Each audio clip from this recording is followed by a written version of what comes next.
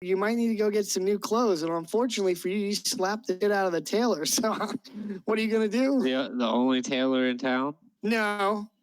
Yeah, I didn't think so. Maybe the Friggin' best one, Monopoly though. bullshit. Man, you're going to go meet the nobles. They're going to be hardcore judging your threads, so... Yeah, it's okay. I'm richer than they are. That's that you know of. I'm richer than the bank right now. That's true. I really encouraged John to attend the session tonight, but he said he was tired, and I was like, all right, man, whatever. Like...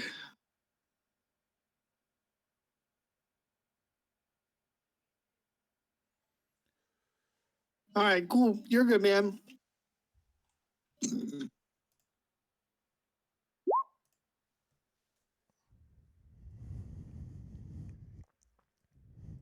I'm starting to remember why we used to drink so much of this Yuengling Light Lager. Because this is my fourth one, and I don't even feel like I have a buzz yet. It's interesting not having Yuengling like outside of the East Coast. And I went to PA like in September. I was like, oh fuck yeah, Yuengling. And then I had my first sip. I was like, oh yeah, I forgot. I didn't really miss it that much. Yeah, but you guys have Shiner out there, right? Yeah, Shinerbach. Yeah, I mean I'd almost say that that's a better beer. I mean, I like Yuengling. Now, when I was down with Kyle, we had Florida Yuengling, and you can definitely taste the difference. Because instead of nice mountain water, it's swamp water. No, I'm kidding. It's probably not, but it sounded like you were. Nah, it's just Tampa water. Yeah, so revert to my previous statement. No, I'm just kidding.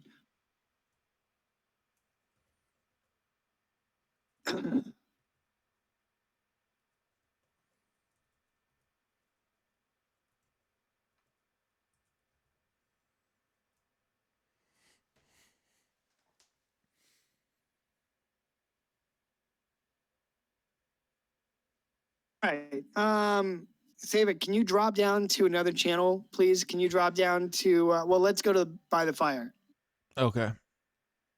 Oh, you in trouble?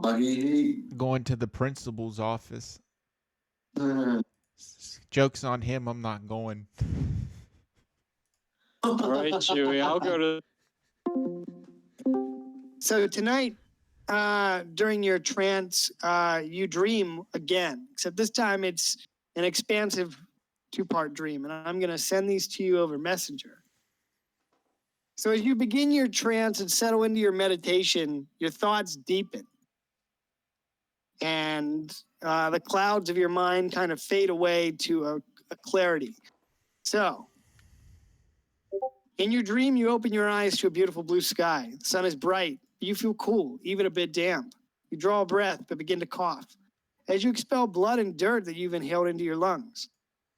As you try to draw another breath, you see a shovel of dirt being emptied onto your face.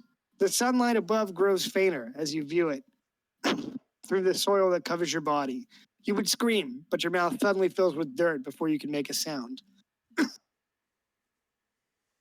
Disturbed by this, but undeterred, you continue with your trance meditation. I'm having dirty dreams tonight, everyone. Yeah.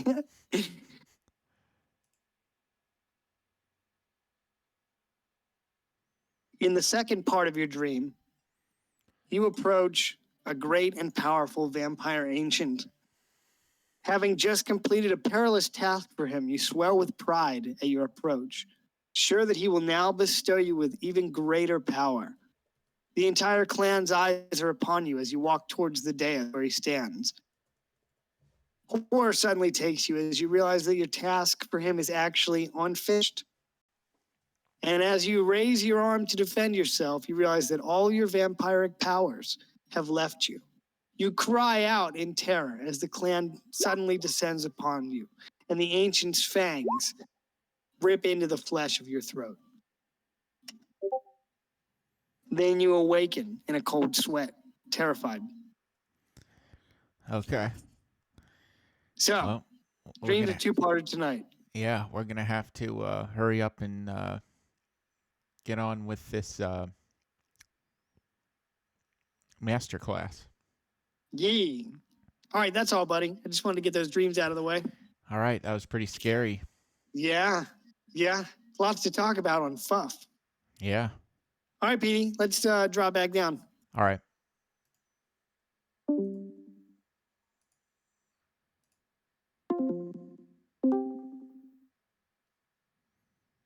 Back again?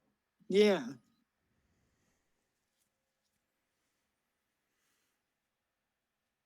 All right, so you go to your accommodations, your lodgings for the evening, and we start day 22.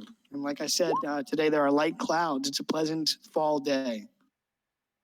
There's a cool, crisp breeze on the air, and almost immediately, as soon as you leave your lodgings, you notice that it seems like the entire city is out in revelry, celebrating Remembrance Day at the expense of the crown, who has promised free ale to all at every establishment in the city. Wait till they go to pay the bill and there's no money in the bank. Yeah. That's a adventure for next time on I gotta think of something else that starts with a D. Debtors and deadbeats. Dicks. Yeah, I mean, can't go wrong with a dick joke.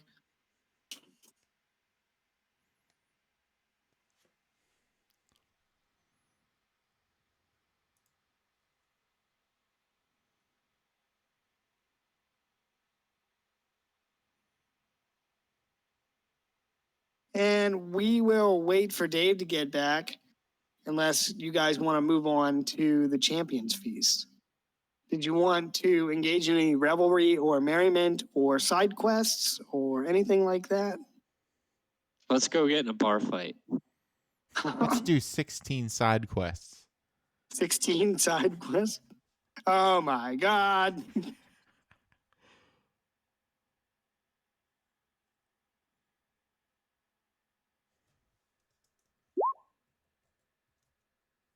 Welcome back, Gallandan. Do you need to pick up some new threads or anything?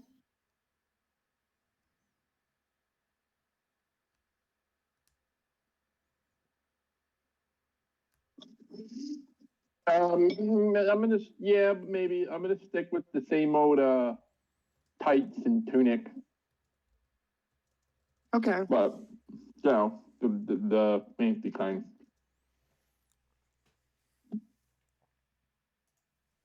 Gotcha, Rudo. All right, so with that, unless anybody has any other business, we will move to the Champions Feast. And I would encourage you to begin listening to the Bard songs because you're going to the feast.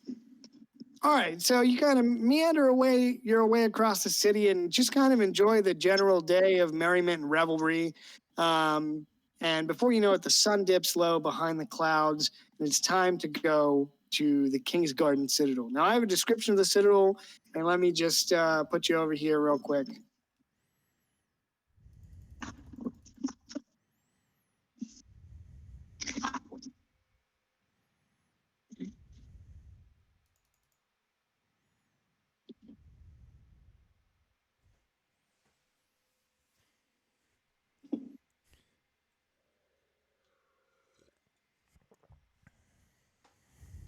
It'd be a real shame if somebody dropped this on the Dreadmont.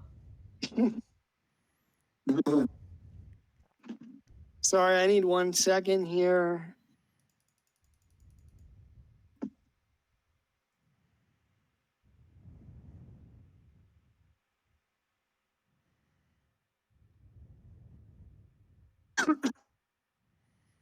Excuse me, 1 second.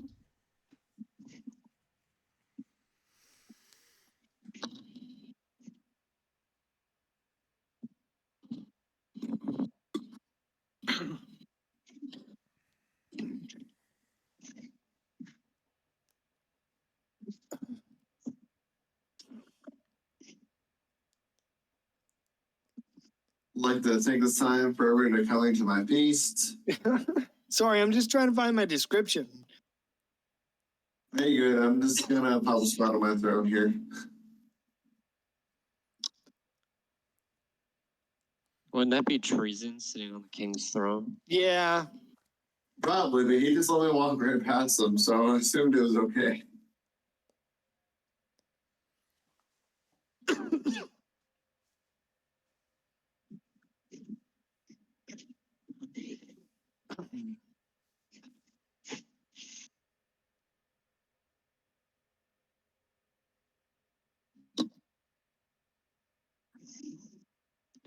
All right, so you go across the long stone bridge to the citadel, and there's a large amount of city watchmen and dawn wardens stationed out front. But the gates are open, and after they check your credentials, you're permitted to proceed. So you go into the courtyard towards the white stone building, and I think I have a picture of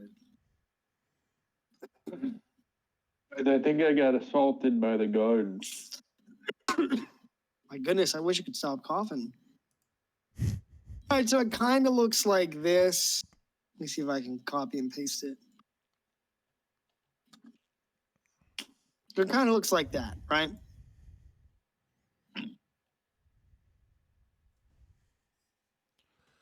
So the guards permit you entryway, and so you go up the stairs and into the front of the citadel. You walk through a set of towering, heavy, reinforced oak and iron doors and down a long hallway before you emerge into a foyer. Walk up a smaller set of stairs and into the antechamber where your characters are now. The room is wide with high vaulted ceilings, and at the end of the far hall, let me go back to the map. So you go up these stairs and into this antechamber. I don't know where did you guys move already? So you can move your I character. moved and then I moved back. Sorry, do it again. You can move your characters up to the next chamber. So you come in through here, up these stairs, and then this is the antechamber. I just got to read this description quick. So it's a wide room with high vaulted ceilings, and at the end of the hall, there's a large set of stairs that lead to a set of tall oak doors. The throne room lies beyond. To your left and right within the antechamber, 4 large white stone statues of long dead heroes from King Valis' conquest stand like watchful guardians before the doors of the throne room. And actually, I think that's a mistake. I think I moved them up here. Yeah, they're actually here. So these statues are actually long dead Aurelian kings.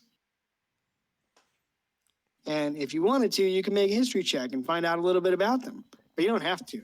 All right, Oh I'll do boy, it. do I ever. Oh my goodness, I can't.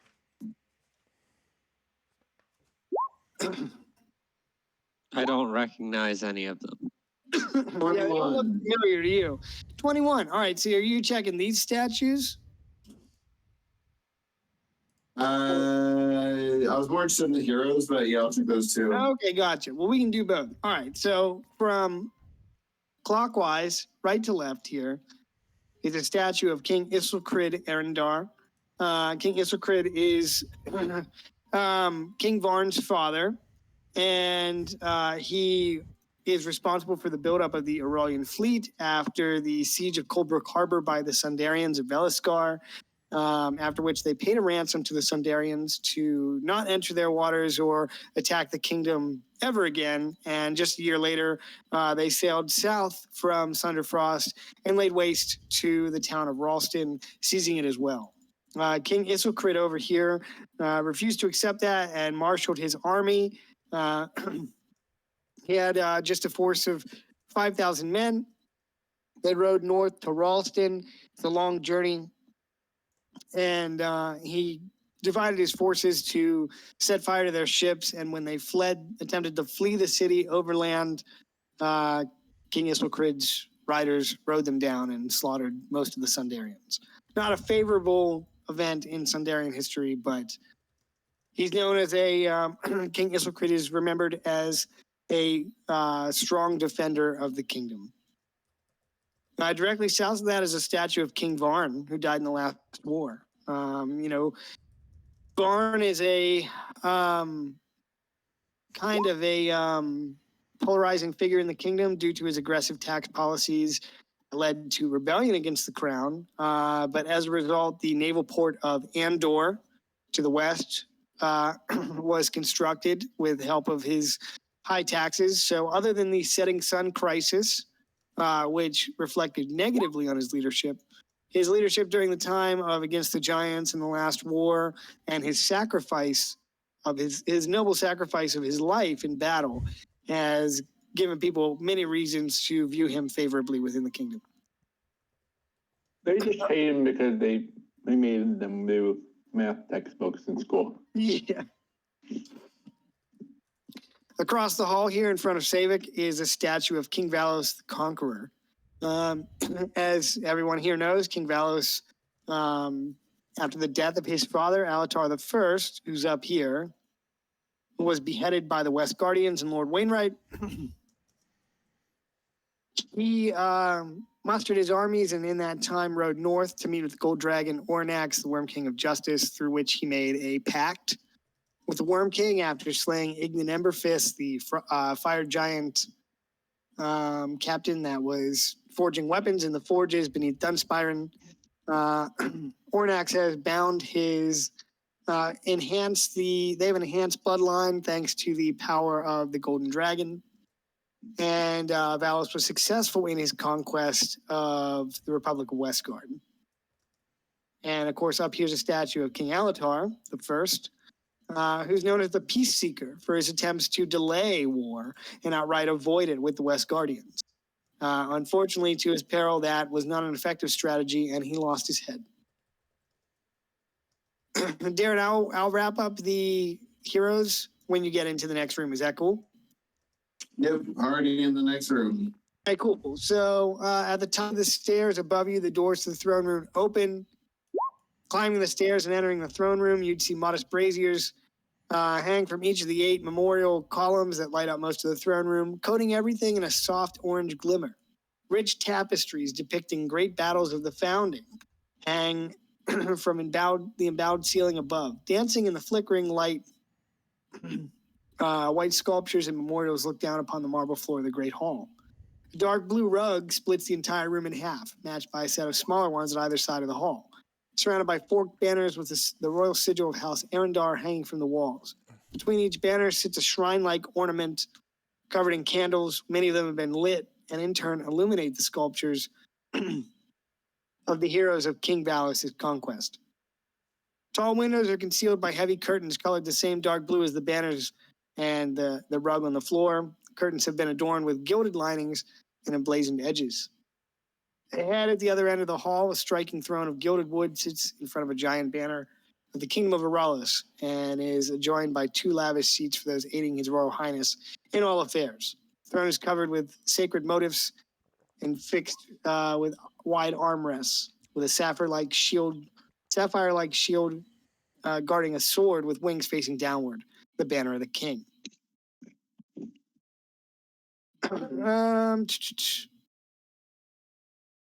This room itself is, as soon as you crest the stairs up here, you can hear the sound of bards playing harpsichord, lute, drums, pipes, violins, and any other instrument you can conceive as they play sets of merry music across the hall. Long tables, trestle tables, adorned with chairs on either side, line the hall on both sides, allowing for seating of the many delegates that have come from across the realm to treat and enjoy the company of the royal family. As I said before, there are statues of long dead heroes from Valos' conquest here in the antechamber, which I will get to right away, Rudo. 2 massive kegs of ale adorn a table here on the right side of the room. And of course, there are hearths blazing merrily at the far end of the hall, adding warmth to help drive away the chill of the evening. There are nobles from every corner of the realm that you are aware of, and it would be impossible to discern the mass of individual conversations going on throughout the hall. Upon the dais, you see the king and queen assembled with a company of guards. And let me get to this description of the heroes quick, and then we can move on to whatever you guys want to do next. All right. So top right to left. Looking at the plaque, you see there's the dwarf samurai of Clan Durnharrow, Haru White Iron, who commanded the southern flank at the Battle of Argan's Field, which led up to the siege of Wainwright Castle, Westvale Citadel. Fought on the western bank of the Andalos River, the battle was a brutal melee with both armies coming under withering fire from both archery and siege weaponry above while fighting in the river's waters itself. King's army eventually gained ground and pushed the West Guardians back to the safety of Wainwright Castle. Haru at this time devised a plan to tunnel into the mining network beneath the citadel and attack from below ground. His plan was a success. They caught the garrison unaware, leading to the surrender of the fortress and opening the way to the Valley of the West. South of his statue is the statue of Zeblin Windsong, an outlander druid from the Hulani grasslands that founded the Circle of the Gilded Acorn, far to the northwest. Nestled on the edge of the frontier, the Druids proved to be invaluable to both the defense of the border and ensuring a strong harvest, none of which would have been possible without the Archdruid Zeblin founding the Circle outside of Ralston. Across the hall, there is the, let me see who's next.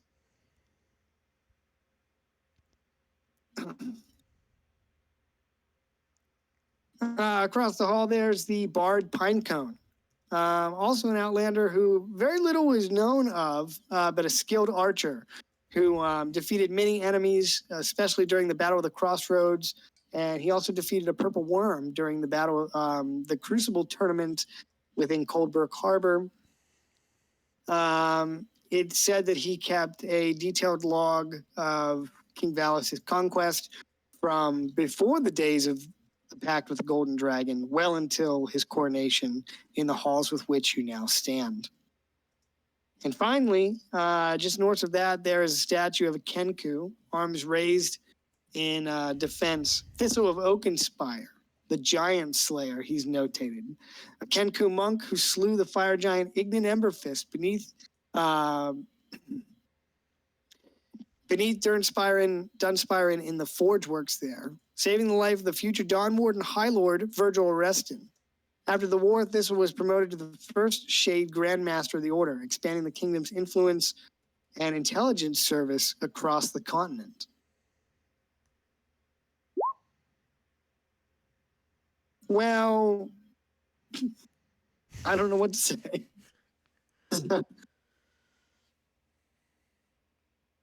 He's got to have a thumb to hold a spear, bro. Yeah, you don't want to know how he held it. All right, so that's history checks on the statues. I hope they were comprehensive and not too long-winded. Yeah. I'll admire Talk about the, winding. You missed out on statues. Zeblin winding them. Oh yeah, Goblins. he did. He whiffed like 45 goblins into the ocean.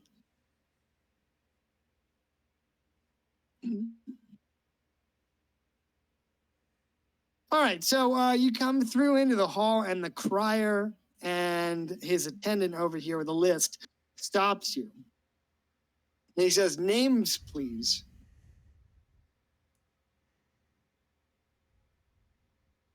I'm gonna tell him your mother's lover.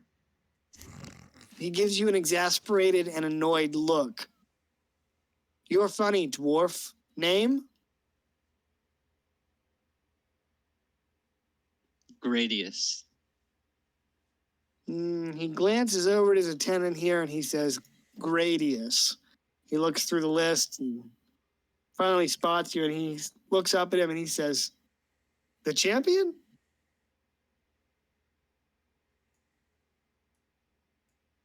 And then he Yeah.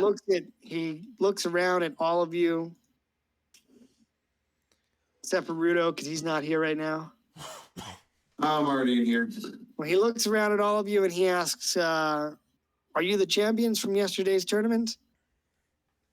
You can Yes, I call us the am. champions of Norath. The champions of Norath. All right, well, he says, "My apologies then." And he turns and he announces you. Do you have a adventuring party name? Wasn't our arena team, our entry team, the Wet Bandits? The Wet Bandits. All right, yeah. So he turns around and holds a horn. I don't know. It's those cheerleading things that they use to project their voices, you know. And Megaphone. yeah, but it's like medieval version. It's just like a rounded cone with a. A microphone. Yeah, no, you know, it's fine. A megaphone.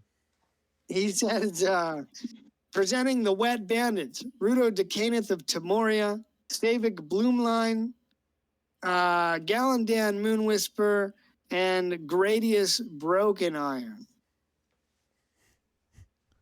And you're heralded into the hall. All right, so I don't know Did he who. shout our names the loudest because that's the only way to show true honor at a dinner party. I heard that. Dwight Schrute taught me that. All right, so I don't know who's going first or who's looking around, but there's a lot of NPCs in here to interact with. So let me know what you want to do. Can I scan the room to see anyone that has any type of physical ailments? Sure. Yeah. Yeah. You could make a perception check as you walk through the hall so we can attack them. Okay, We don't Rudo. like purples here. That's easy enough. All right, so I don't know. Where are you, Rudo? In the middle of the room. God damn it. Oh, yeah, there you are. All right, so as you make your way up this path here, you would notice a couple members of the TTC and other Timorians that you may know. South here is Buliev Zado of Zeltenia. Directly to your right is Orla Civis of the TTC. You also spotted Ildi Stonebraun of the Temple of Cord. And of course, Orla's husband, Orlane. So, to make it easy, the Timorians are marked in green. Right.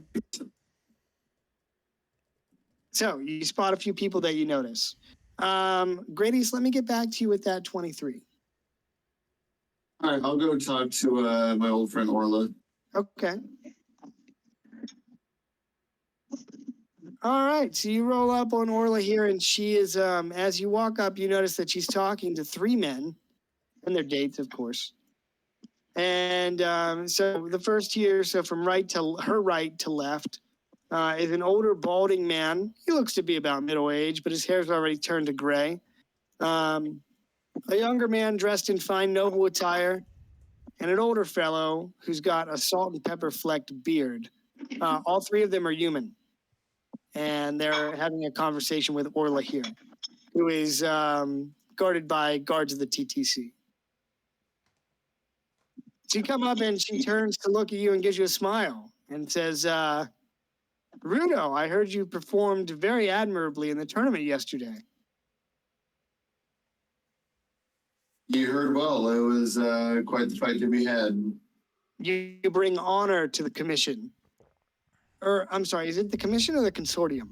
Consortium, yeah, consortium. Okay, yeah. So she says, you bring honor to the consortium with your deeds. How goes your mission within the city? Have you made contact with the guild? Yeah, contact has been made, and I have. Yeah, I guess I'll give a detail of my workings with the guild and the interactions I've had, as well as my interactions with the various vendors and helping them out with some of their crafts in exchange for like discounts, but also rumors and talking and stuff. So she listens to your report and she nods and grabs you each a glass of wine as the waiter walks by. And she says, excellent progress. Continue your good works here and report in when you can. And then she says, well, how silly of me. I should introduce you to my guests. She says, my lord's apologies. This is Rudo Decaneth. So she points from her right to left. She says, this here is Lord Saunders of Nightstone Landing in Eastvale. This strapping fellow is Lord Aeolus of Where did you say you're from again? And she says, apologies, it's a Newport. And he says he's from the town of Davenport.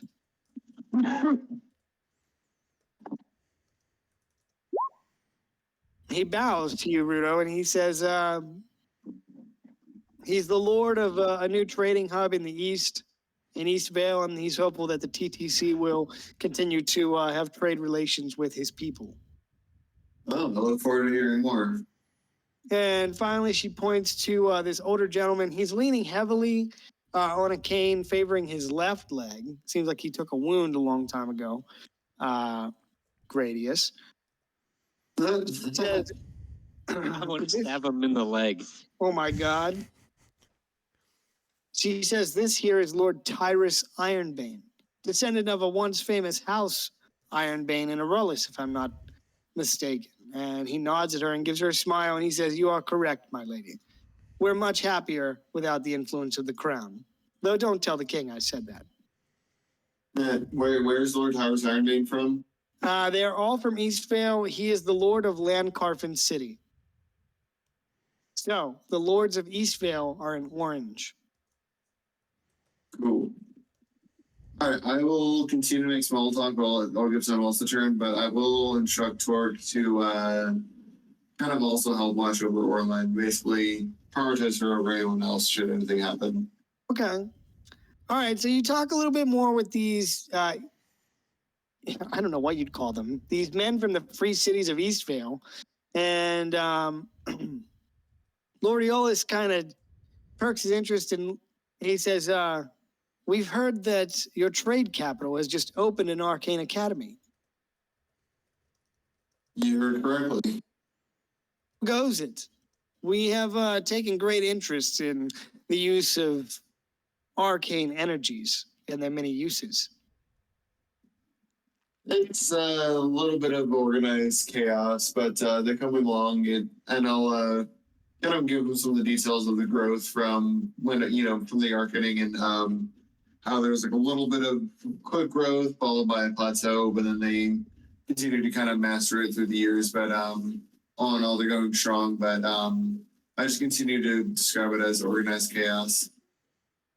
He listens intently and strokes his goatee as you're telling him about this, and he says, fascinating. He says, we need to bring this sort of technology and advancements to Eastvale. The free cities are nothing more than a loose coalition of city-states that come together when threatened. I feel like magic could really change the course of our operations there. Make life easier on the people. As you know, much of the region remains unsettled and dangerous. That doesn't sound too far off from Timoria, so maybe there's something to be had there. He says, let us drink to our new friendship and future relations. And he calls a waiter over and grabs 5 tankards of ale, and he hands them out to you in the people of Eastvale and Orla, and toasts you. He says, to the TTC. The TTC. And before I hand this off to someone else in the party, can I just do a general insight check to see how my gut feels about this guy? Sure. Absolutely can. Cool. I will use my flash of genius just to bump that up to 11. Okay. With 11, you're talking to Lord Aeolus here of Davenport, and he seems eager and willing to work with you, if not a little eccentric. But he's just been telling you over and over again about how Davenport has just opened up as a new trading hub in the East, and they're eager to facilitate trade to grow and be able to expand the town in that area. He hopes to one day turn it into a large city and a trading port that could even rival Ashenport, if such a thing is possible, he says. Overall, you find him to be genuine in his expressions of interest in working with the TTC, if not a little overeager. He seems like he's eager to modernize the East Vale as much as possible, given that its unsettled nature. Awesome. Cool. All right. I'll give someone else a go. Cool. Okay. So I'm gonna restore that guy's leg. okay. How are you gonna do that? Same way I did that guy's eye. All right. Well, you're gonna have to probably go talk to him first, Jesus. No, man, I'm just gonna walk up and touch him on the leg and then walk away. Hey, sometimes that works, according to that guy at your bachelor party. That's what he said. Yeah, you just walk up and touch him. Make him a gun leg.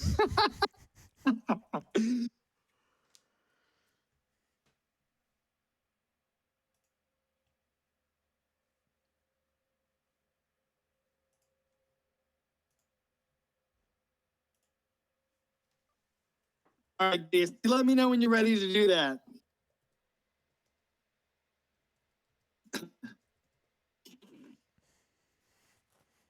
Are the rest of you doing?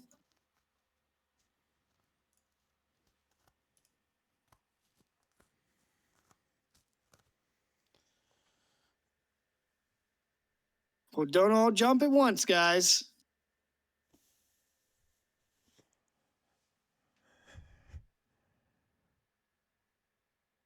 Oh, wait, I have a picture of the bard. Oh my God, I'm so excited.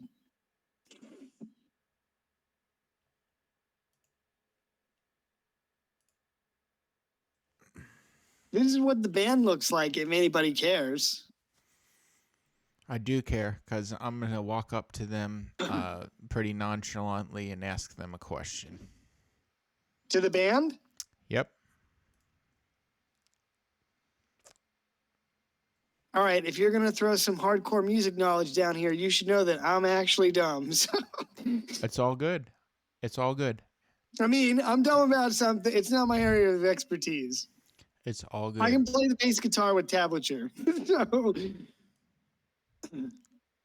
I will say, as you're moving past this group here, you notice a very sort of tense encounter between a group of tabaxi and a group of, there's a black dragonborn here in an exotic headdress surrounded by red dragonborn guards. And these two groups are just feet apart. There's just 5 feet between them. And you can tell that it's not like a very happy greeting. There's a lot of exchanging of insults, especially in Draconic. Oops. And seems like it's just a very tense encounter between two hated groups of people. I'm going to... And let me look at some racial insults. Yeah, so I'm gonna cast Greater Restoration. What are you going to say? I told you I'm not gonna say anything. I'm just gonna walk up, start casting it, touch him on the leg, and then You're going walk to touch it? You're going to touch a noble, the lord of the city on the leg? Can you It's cast? a new city. I don't know if you can cast a 5th level spell, buddy. Wait, what? Was it not that? I'm trying to remember what the Let me look. spell was that we used to restore that guy's eye.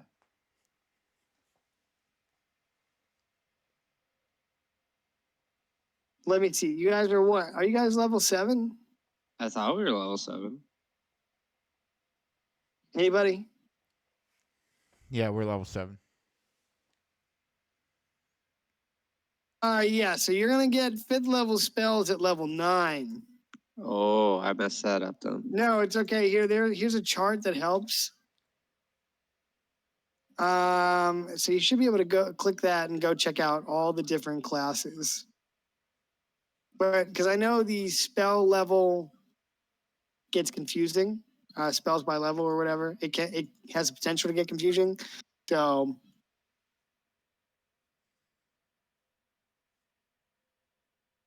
Why not just do the spells by the spell level be your level?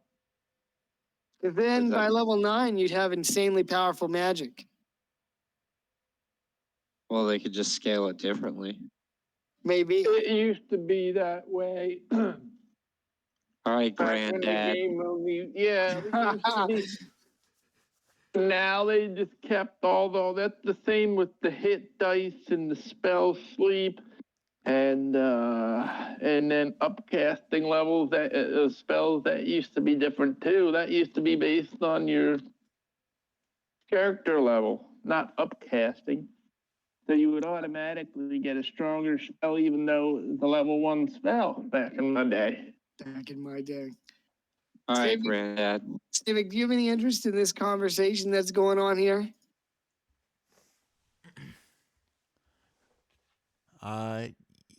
Yeah, I'm gonna kind of pay a little bit of attention to it as I walk by. What languages do you speak? Let's see. Actually, I wouldn't be able to comprehend the language right then and there. I'd have to cast comprehend language ritual. Sure. Well, I'll say the conversation kind of fluctuates between Draconic and the common tongue. Okay. So as you approach, this Tabaxi who's dressed in fine regalia, surrounded by his guards, is throwing insults at this black dragonborn in exotic headdress. He calls them various things: snakeskin, scaly, scaleback. He calls him he says, "You're nothing more than a tall kobold." And the dragonborn and his companions reel back and issue a hiss at that. And they rebute with an insult towards the Tabaxi. They call him furkin, dog food, rat trapper. They say it's a miracle that your people at all could make the arduous journey up here, as lazy as they are. The Tabaxi spits back and he says, we sailed from the port that used to be yours. And the Dragonborn once again hiss at that. It just seems like it's a very tense encounter. Your character personally may not know much of the history between the Dragonborn and the Tabaxi and the Rusvar Desert, but everyone else here knows, all about it. So there's definitely some racial hatred here between them, and it's a very, very thinly veiled. I'm gonna chime in and say, if they were so lazy, you should have been able to take back that city, right? You got to come over here. Okay, I'm my character. Come on over here. Not really that far away, but there, yeah. Waddle on over here, big guy. Whoa. Hey, that's what Terry Bradshaw said to Andy Reid at the Super Bowl, which is super disrespectful. It's Terry Bradshaw. knows firsthand the shit the Dragonborn did. He probably doesn't remember saying it. Oh, Rudo, you do know literally firsthand. Literally. Oh man, Hey, dude, Rudo and I that were was so good. You didn't We even were know that both you there. made it. Yeah, you were there too, Gradius. So, all right. So, Rudo and Gradius, the two of you have intimate knowledge of the history between these two groups of people and their clashes throughout their history. How long, Rudo, you left the Dreadmont after the sacking to go to Mahuglamal, right? Yep. Okay, so you left right away. Gradius, how long were you there? Like 4 or 5 years training with the master that trained Calidan and I. Okay, so if you were there for 4 or 5 years, you recognize this guy. This male Tabaxi. Oh yeah. This is the Tabaxi leader, Khitan. You get it? He's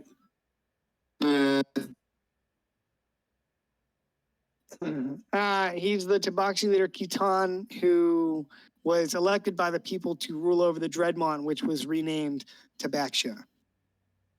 Tabaxi. If Rudo lived with the Tabaxi Thieves Guild for a while, he would be at least probably somewhat familiar with Khitan. Okay. Yeah, I'm sure that's something that Percy Longclaw would have told you about at least, given that it's a big deal going from living in the slums to being Lord Governor of a city, especially a massive city like the Dreadmont. So this is the leader of the Tabaxi. Although they did not fight that we know of in the last war, as noble lords, they were invited to the Citadel to partake in the feast in the name of diplomacy. This guy, on the other hand, I don't know if you would know him or not, Gradius. Depends.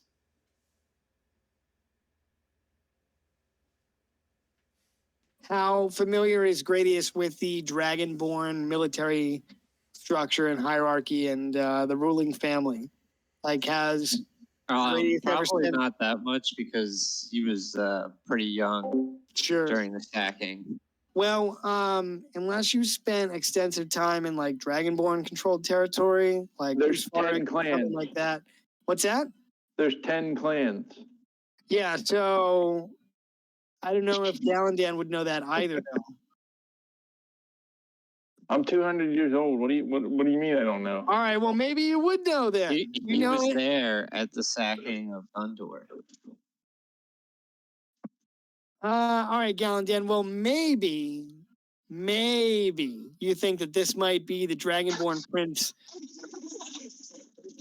He was there when the first king was crowned. Prince Balasar of Rusvarix.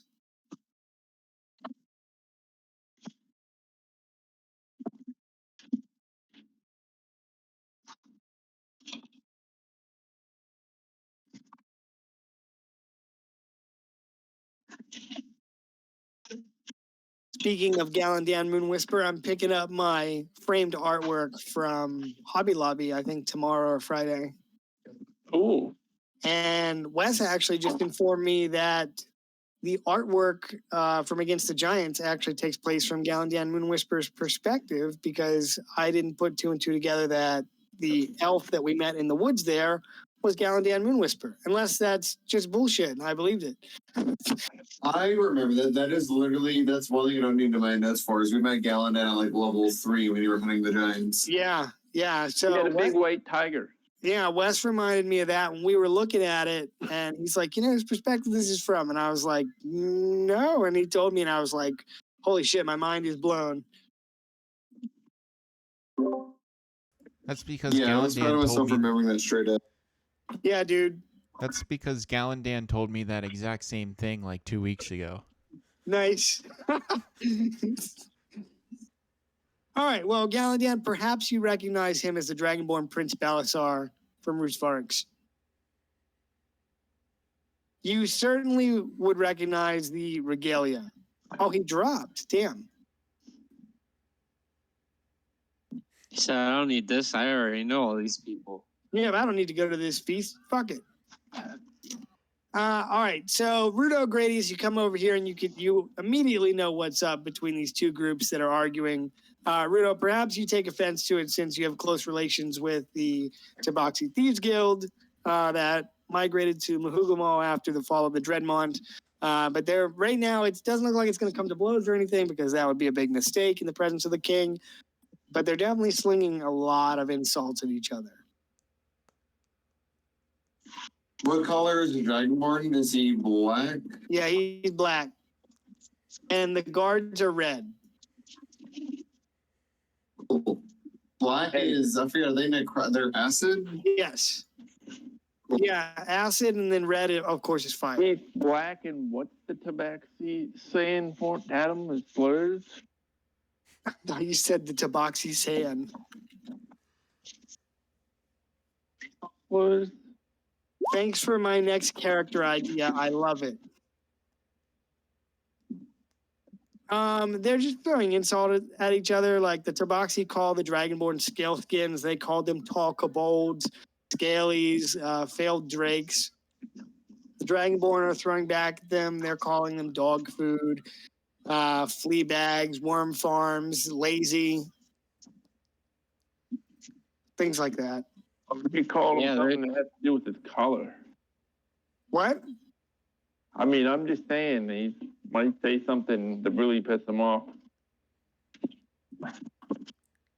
Yeah, I mean, you know, if this argument continues, I'm sure that it will escalate. Okay.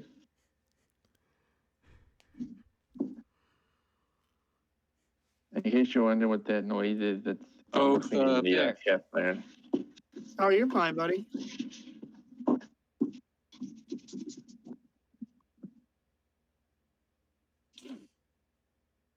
All right. So the while you guys are standing there witnessing this argument, it just kind of continues a little bit, and the Tabaxi are gonna kind of ratchet it up to 11 here, and so Keaton kind of strides forward towards the prince, and his guards bristle at that. So he steps forward and points a clawed paw at his chest and says, "Do you know what my favorite part of your history is?" And Prince Balasar kind of rears his head back and looks at him and raises an eyebrow, and he says, "Go on then." And he says, "Well, I can't really decide." And he scratches at his whiskers. He says, "It's either when my people rose up and slaughtered you all like dogs in your own city and took it for ourselves, or when the Aurelians here pushed you back from the hot gates. What was it? Once, twice, or 3 times?" He looks back at his guards who laugh. And Balasar bristles at that and moves to grab him, and Keaton just that quick steps back and waves his paw at him, and he says, "That would be a fatal mistake in the presence of the king." You think he would put up with any shenanigans like your people are so well known for? And Balasar hisses at him. He doesn't say anything, he just hisses back at him. And he says, "Soon now, Keaton. I'll kill you, skin you, and use it as a rug. In fact, maybe I'll kill all your people, skin them." I'm gonna step into this point and say, I'm sorry, are you issuing threats in the presence of the king and all of these guards? I think you might need to watch your tone there. He bares his teeth at you and he looks at you, and you're a Simic hybrid, right? No, I'm Vidalkin. Oh my god, I always fuck that up. You're good. Sorry. I don't have any insults for them. He kind of glowers at you. Prepared. Yeah, Reddit's not repaired. He glowers down at you and he bares his teeth, and his guards kind of move to step forward to move you out of the way, and he holds his hand up and he says, "Maybe you should mind your business, Veldikin." Tell me this, where do you hail from? He kind of puffs out his chest and he says, "I'm Prince Balasar." Can I Bruce say as Flores. he's talking about that he doesn't hail from the Dreadmon anymore? You can. Yeah. He says he's Prince Balasar of Rusvarix and that his father is the emperor of the mighty Dragonborn Empire. And if you had any sense at all, you would mind your tongue. Mighty, didn't you guys get pulled by a bunch of little rodents? Bunch of cats. We'll see how your empire fares without strong trade partners. Good luck feeding yourselves in the desert.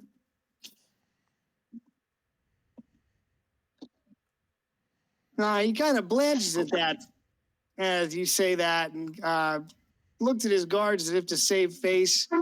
And he's a little embarrassed by, the fact that you put him on blast like that with diplomacy. And he says, as if you had any influence over the imperial crown.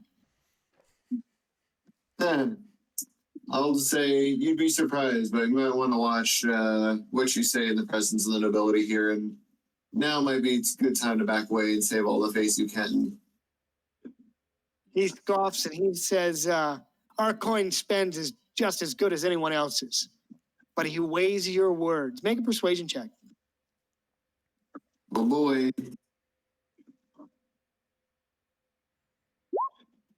Oh,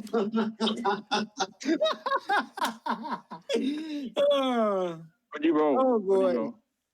Natural one. That could have gone any direction. Okay. you don't get a modifier or anything? No, not for that. I mean, I could add 4 to it, but a 5 wouldn't do much better than a 1. All right, so Can I assist him? sure. Well, so then he should get advantage, Yeah, right? yeah, you can re-roll that. Oh shit! Oh my Not god! changing Oh the my table. god!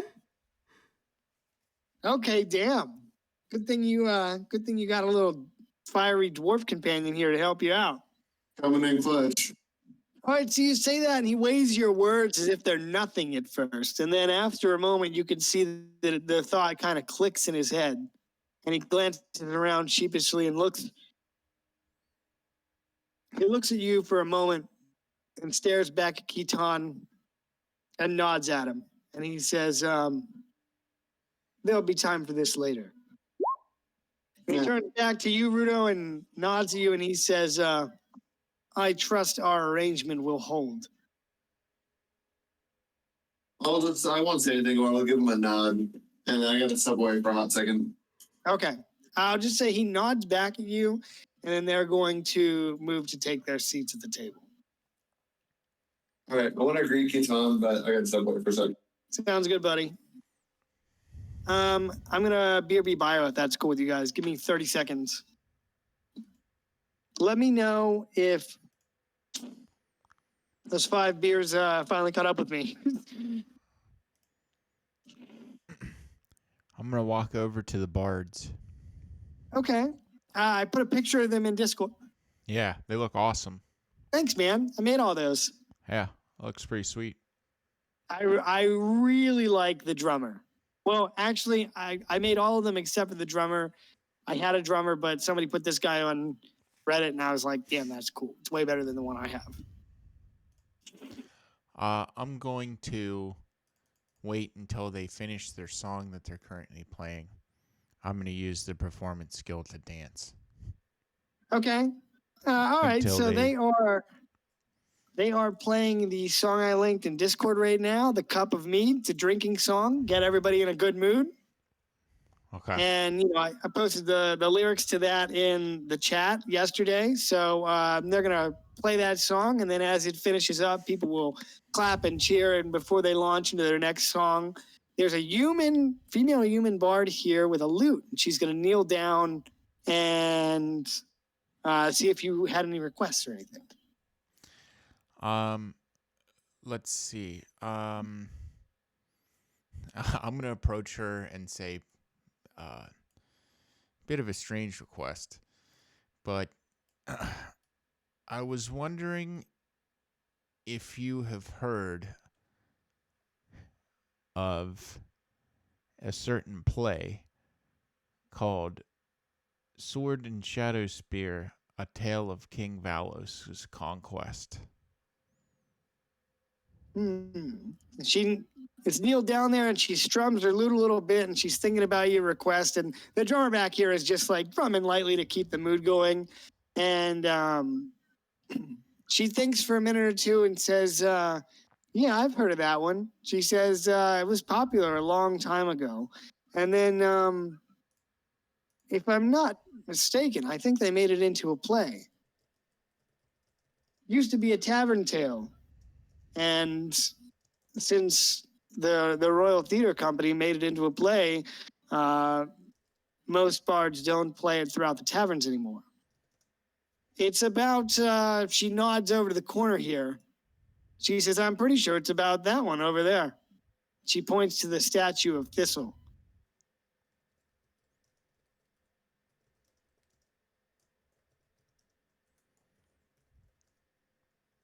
She says, why do you ask? I'm sure we could play it if need be, but it's a long song and might bring the mood down. I'm going to look at her and just say that I'm trying to get cultured in the ways of some of the plays and the so-called lore around them. She nods at you and strums her lute again and says, by Sword and Shadow Spear, yeah, it used to be a popular bard song in taverns, and the Royal Theater Company turned it into a play, and so now no one really plays it anymore because they don't want anyone taking away from their revenue. But it's a classic. The tale of the conquest is filled with such heroics. Bards could go on and on about it. We could talk about this all night tonight. Sounds romantic. Oh, you're good, Rudo. You just missed that Savik asked about the play of by Sword and Shadow Spear, and this bard, she's a female bard named Laura. She said that it is a play that was written about Thistle of Oakenspire and the founding of the Shade in the midst of the First War and King Balas' conquest. And that it was a popular song in taverns many years ago, but ever since the Royal Theatre Company turned it into a play, many bards refrained from playing it due to they don't want any pushback from the Royal Theatre Company because they want people to come see the play. Awesome. Cool. All right. Well, I'll thank her for the information that she gave about the play, and I'll tip my hat and then give a 5 gold tip to the band. So you flip your 5 gold up there, and she nods graciously at you and strums her lute, and she says, "Let me know if there's anything you want to hear." And then she winks at you and launches into a song called "The Wild Mages." Okay. Oh, damn, I don't have the female. Oh, yeah, I do. So I'll link it here. It sounds like this. No copyright intended. This is fair use, motherfuckers. So she launches into this ballad about these wild mages, and then the rest of the troop joins in behind her after the first couple verses.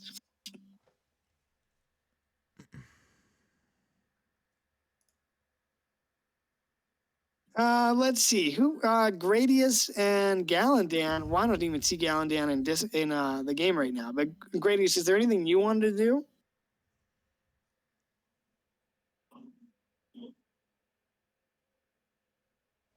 I'm here, by the way. Oh, okay. Is there anything that you wanted to do as well? I mean, there's a ton of nobles here, and I know you wanted to rub shoulders with the nobles. Well, first of all, unless Gradius has another thing he wants to do first. First of all, when the song concludes, I want to go flip them a 5 gold tip and tell them to play the ladies, a favorite of the ladies. Tune-wise. Okay. So Laura, if you look in Discord, there's a picture of the band. So Laura's up here in the red doublet with the lute, and behind her is a blonde elven woman. She's got skin kissed by the sun, piercing blue eyes, and long blonde hair. And she's playing a violin, and she nods at you as you walk up.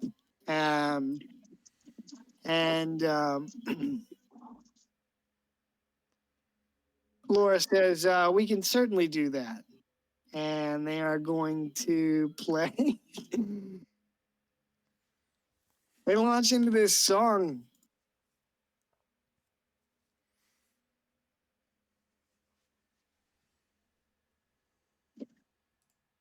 So the harpsichordist launches into this opening of this song, followed by the drummer, and then the rest of the band kicks in as Laura begins strumming her lute. And I would honestly suggest you listen to the song because it's, Okay.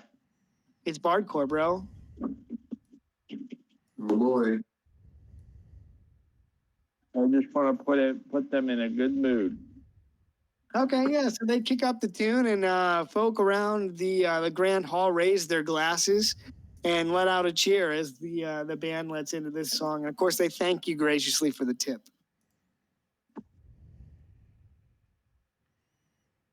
All right. If anybody has anything they want to do, just say. This is totally social. So Yeah, I don't want to hog all the DM, but I got something I'll do unless Kyle has something he wants to do. I want to ask. oh, you him want to me play all to Freebird. yourself, huh?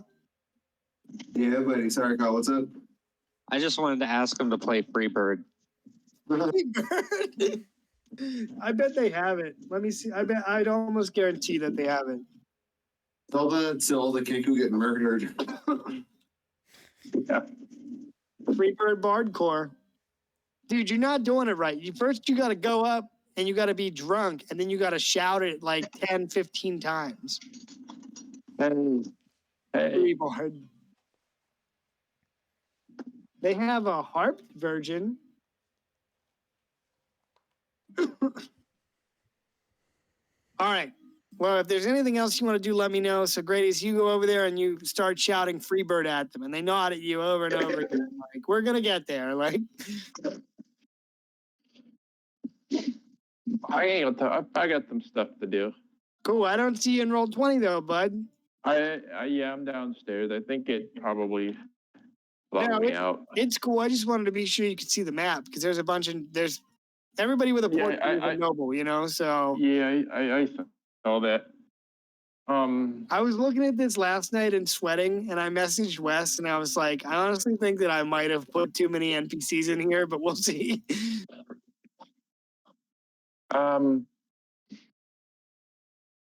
Need a drink. Okay, yeah, I'm going back up there. I want to introduce first. I'd like to introduce myself to the king and pay my respect to the queen. Okay, excellent.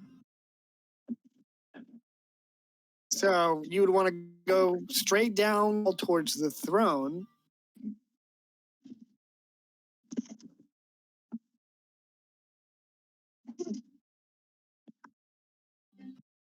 Yeah, but I want to make sure everybody can see me doing it. Okay. So maybe I should do a toast first. Can you see me in the game now? Yeah, let me see here. Are you back? Yes, I can. Sorry, I was looking at my notes here. I gotta get my right document up here.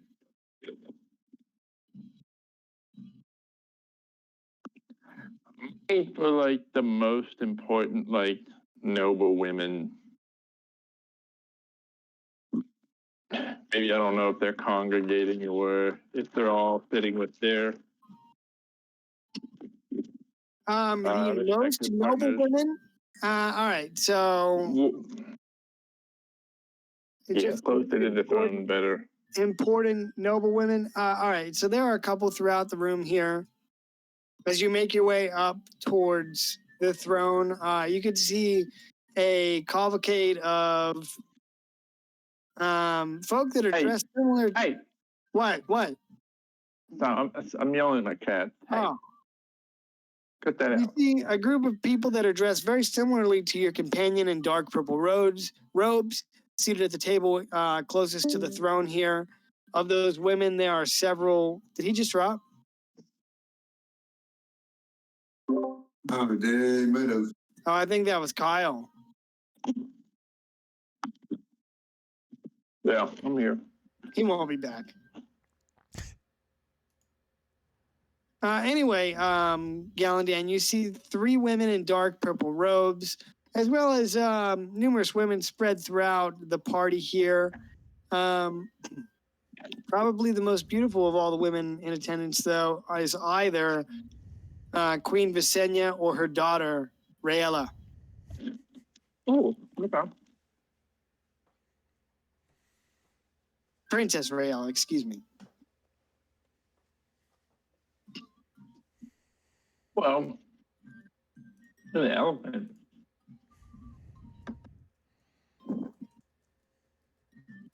Excuse me. They Yeah, I are would- called Loxodon, sir. That's fucking rude. That's fucked up, man. Check your elven privilege, bro. You fucking elves. Dude, I heard that if you pull Loxodon's trunk, you get 50 years of good luck. I remember that. I'm gonna pull his trunk. Are you sure about that? Yep.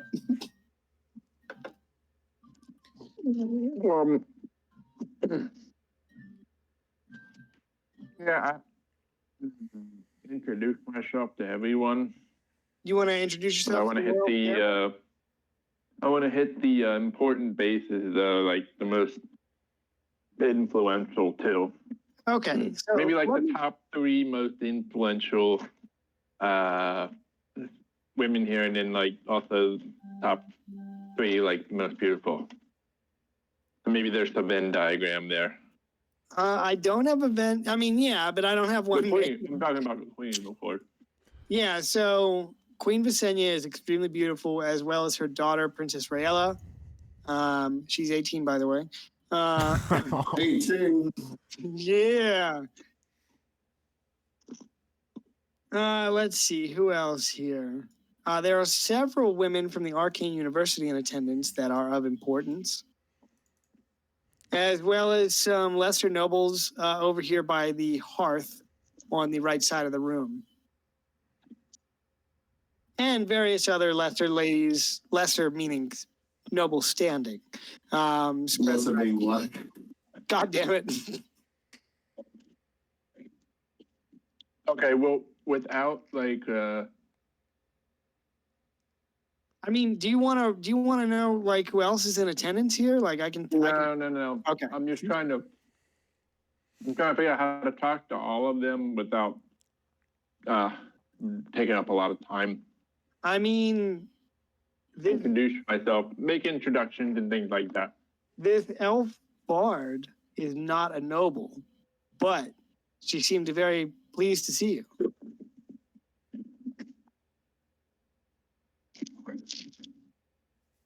I want to also make a toast as well at some point. Okay. Maybe I don't know if now is the time. Well, just let me know. Sure. Let me go grab another beer. 20 seconds, BRB. Think about what you guys want to do and let me know. I want to talk to them about the bank.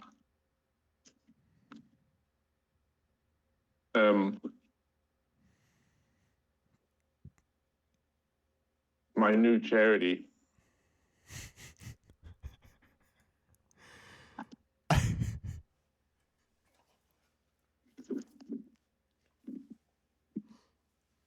Hey, stop it.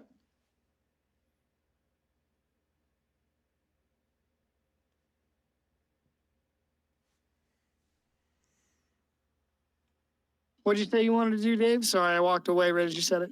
Why don't I just start with the king and queen real quick? Okay.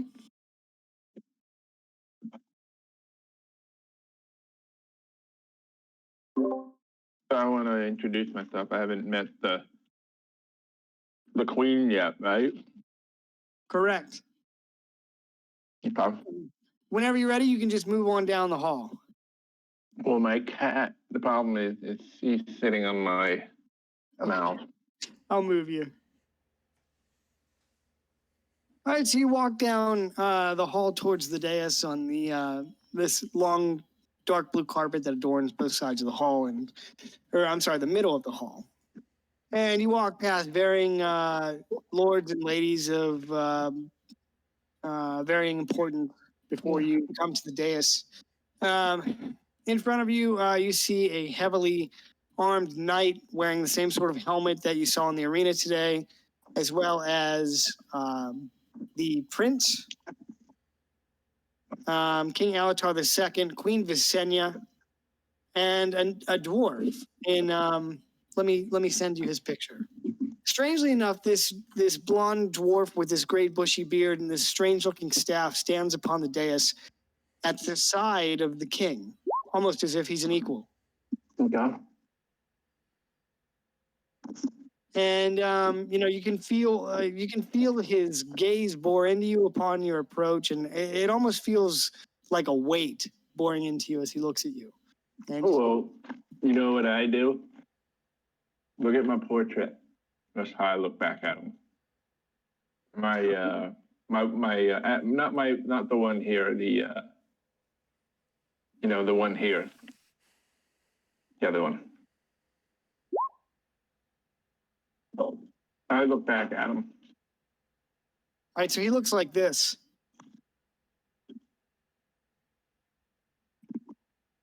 His staff is a little more complex than that, but I don't want to link the image that I judged it off. Anyway, he stands on the dais with the king, and as you approach, the king as well takes note of you, and he offers you a slight smile at your approach. And his guards bristle and move to intercept you, and he says, "No, let him come through. He's the champion of the tournament." He turns to his wife, Visenya. How do you spell that?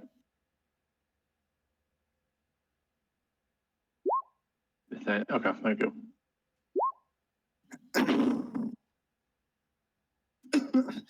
and to his son. And he says, please approach. Tells you to approach. I'll move you again here. So you move a little bit closer to the throne, and you notice this knight here never takes his hand off of his sword while you're standing within reach of the king. So King Alatar looks down at you and smiles, and he says, Champion, you honor us with your presence. We were, his wife, Visenya, turns to you, and she says, I was pleased to see how you and your companions handled the tournament. You fought well, very well. You honor our fallen with your deeds.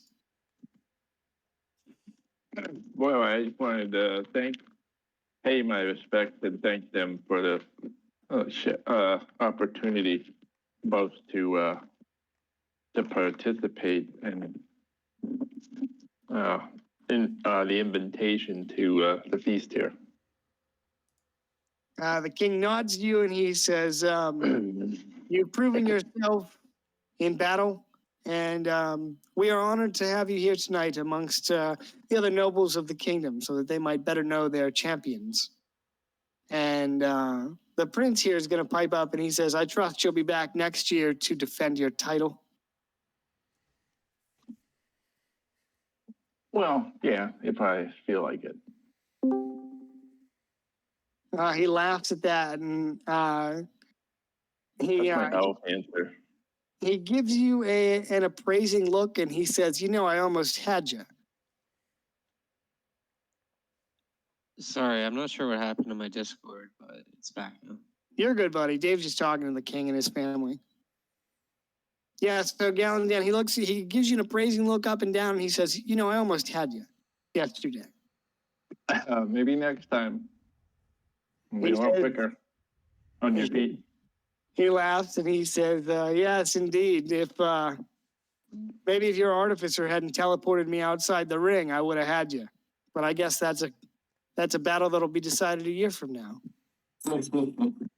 Maybe wear a little less armor.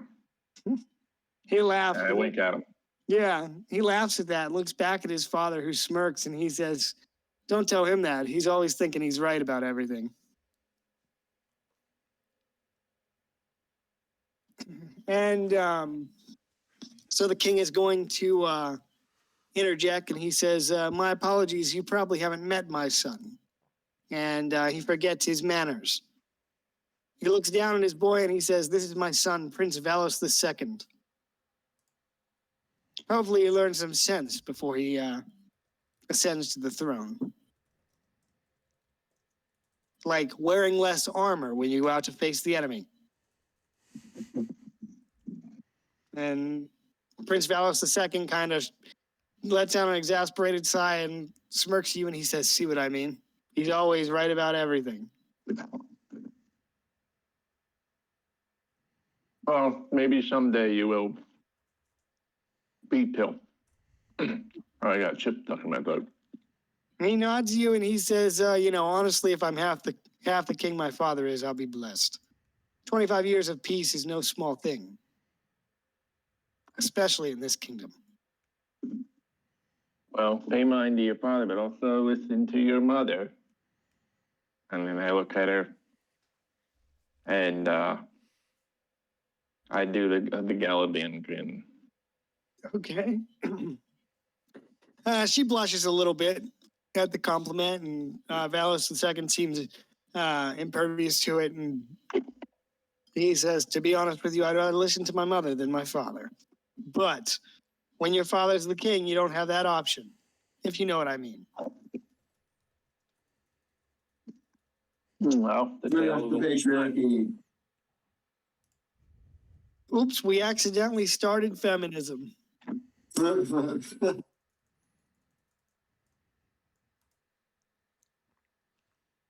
dwarf will speak. After a moment and a lull in the conversation, he kind of wraps his staff on the floor and looks at you, Galandan, and he says, are you a veteran of the last war?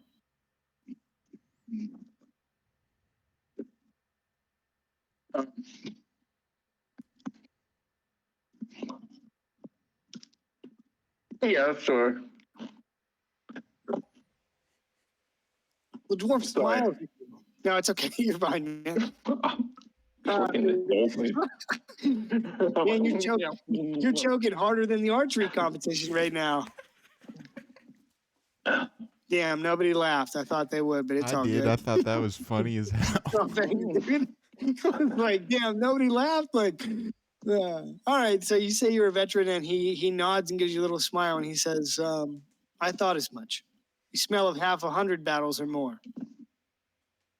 I will watch your progress eagerly, if it's anything like it was during the tournament." Yeah, well, I'm sure you will, dwarf. Just like your craft. Never grow tired of what you're doing. He Like nods, most dwarves. yeah. He nods at you and doesn't say anything else. He just remains silent and glances up at the king. They exchange a look.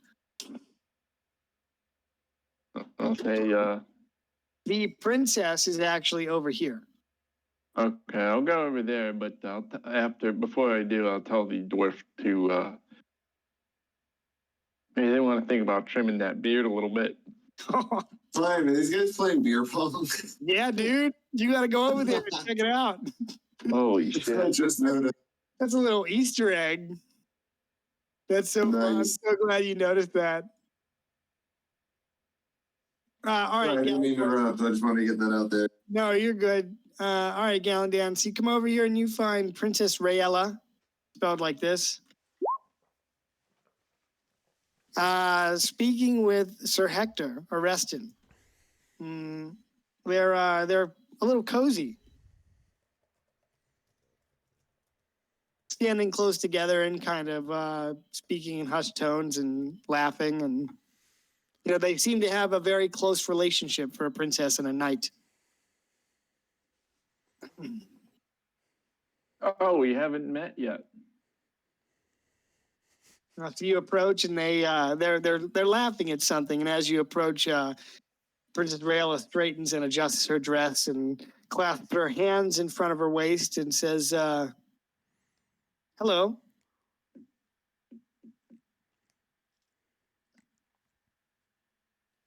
Oh, I couldn't help notice that I haven't met you. And I look at the guy. Cousin? Yet?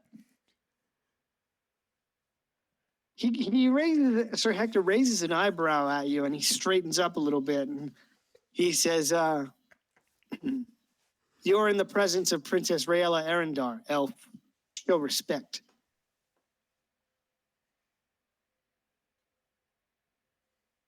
Oh, yeah, I just wanted to come and thank you and your family for the opportunity to attend the feast. And who are you again?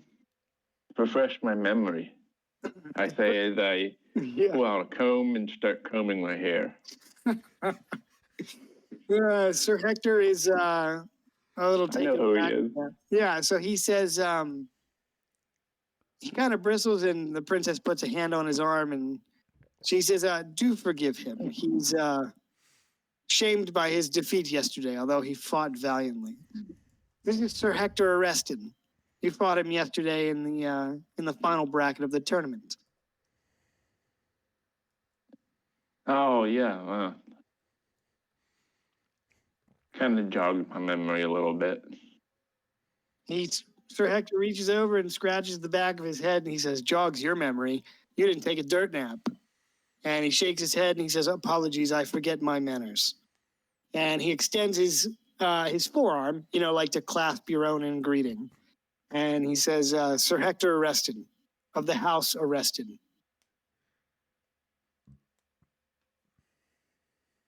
I take off my spider silk glove, shake his hand, and then, were you the one that swung at me? I missed? Was he the one that swung at you? No, Yeah. that was Sir Alistair. No, that was Pally Dan, who's right here. Oh, yeah, Pally Dan. So he says he's Sir Hector Oreston of House Oreston, Lords of Wardenglade. Okay, well, And he grasps your forearm in greeting, and he says, "You fought well yesterday. Forgive my bitterness." As he says that, I wipe the grease off of his hand on my pants, put my glove back on, and then say, "That guy, your friend over there. Maybe this shouldn't come from. Maybe it should better coming from you, but make sure he gets his eyes checked." Oh. Well, he kind of glances, you're taller than him, I think, as an elf. So he kind of glances behind you at Palydan over there who's playing beer pong, and he lets out a hearty chuckle and he says, "Oh boy, maybe that would come better for me, but I'll tell him. Maybe in the morning when he's got a headache." Yeah, sure. Well, anyway, I'm gonna get going. Brutes, ladies, and I take my walk away. The princess offers you a small curtsy as you leave, and Sir Hector and the princess resume their conversation. All right, Okay. I'm going to pivot to somebody else real quick. So does somebody else want to go? Yeah, I wanted to talk to Prince Catan after the Dragonborn left. Okay, sure. I So just wanted to, I guess, introduce myself, kind of tell him my whole tidbit, and I'm familiar in that Percy Longclaw sends his regards.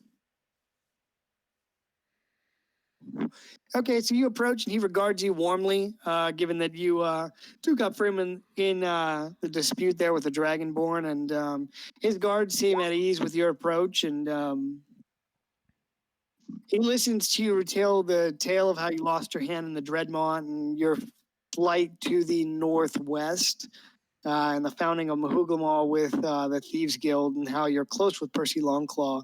And he kind of beams when you say that name, and he says, "I know Percy." He says, "We used to run around together before the fall of the Dreadmont, before our people found ourselves in a much more favorable position."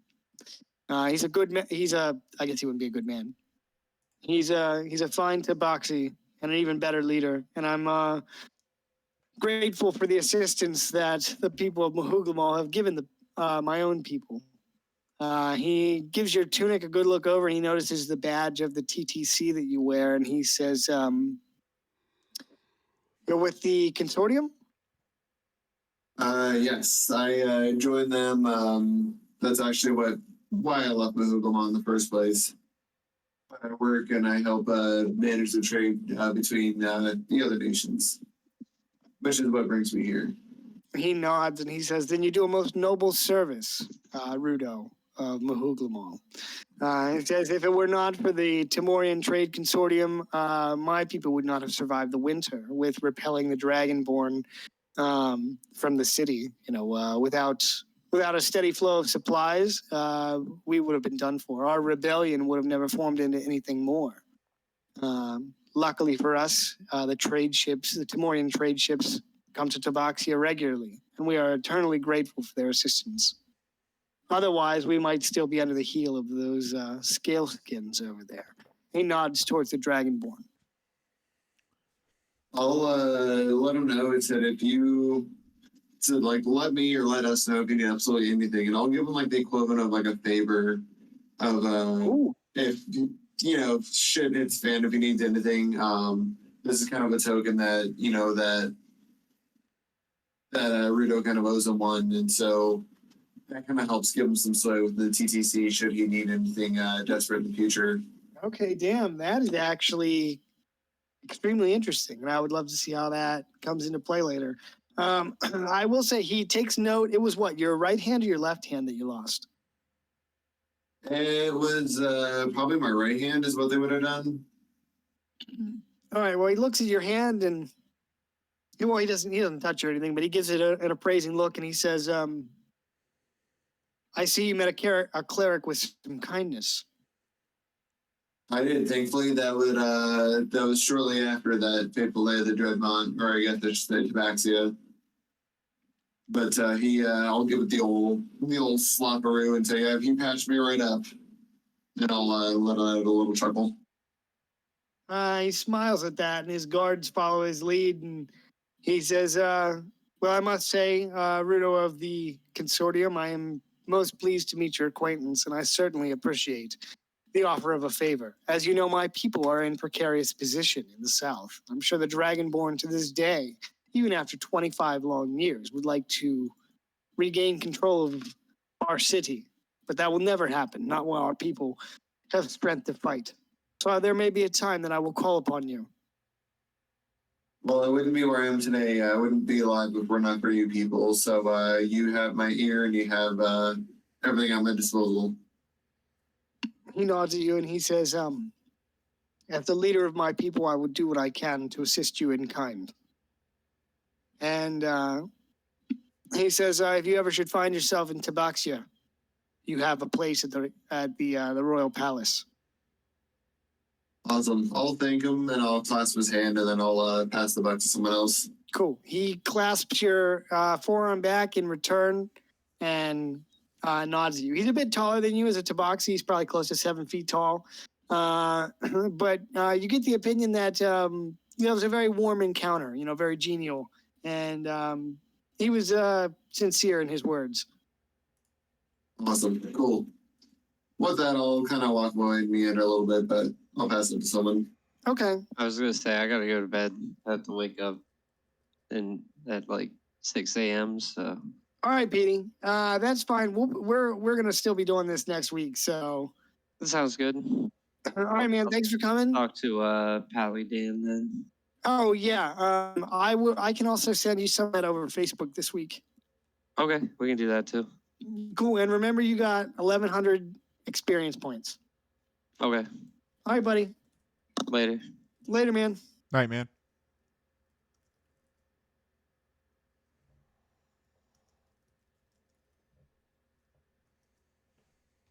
All right. Well, it's up for grabs. Whoever wants to interact. Eventually, I'll start with some story beats, but just I'm, letting you guys enjoy the feast.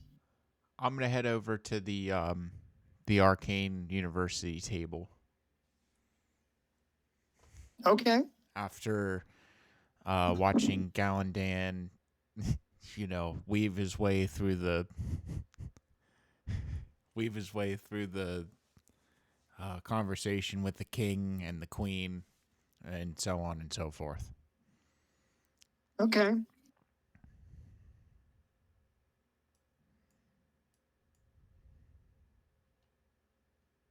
All right. Is there anyone in particular that you wish to speak to? Everyone sitting at these two tables in front is dressed largely the same as you, even though their icons don't look like it. They're all wearing the same dark purple robes that you are. And, they appear to be colleagues of yours. You recognize the Archmage, Alexandros Cyrenus, over here speaking with a human and an elf.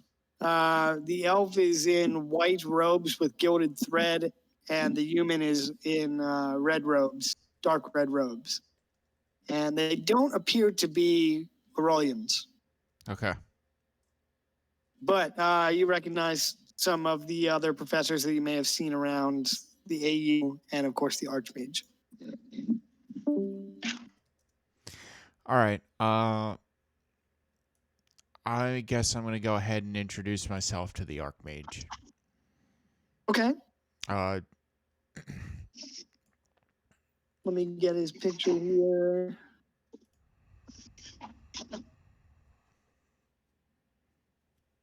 All right. So you come up here through the tables here, past your colleagues, and they're all engaged in idle conversation of their own. And you come up here towards the Archmage, who is engaged in conversation with two other. They look to be magic users upon your approach. Like I said, the one in the white is, hold on, an elf, and the red robe is a human.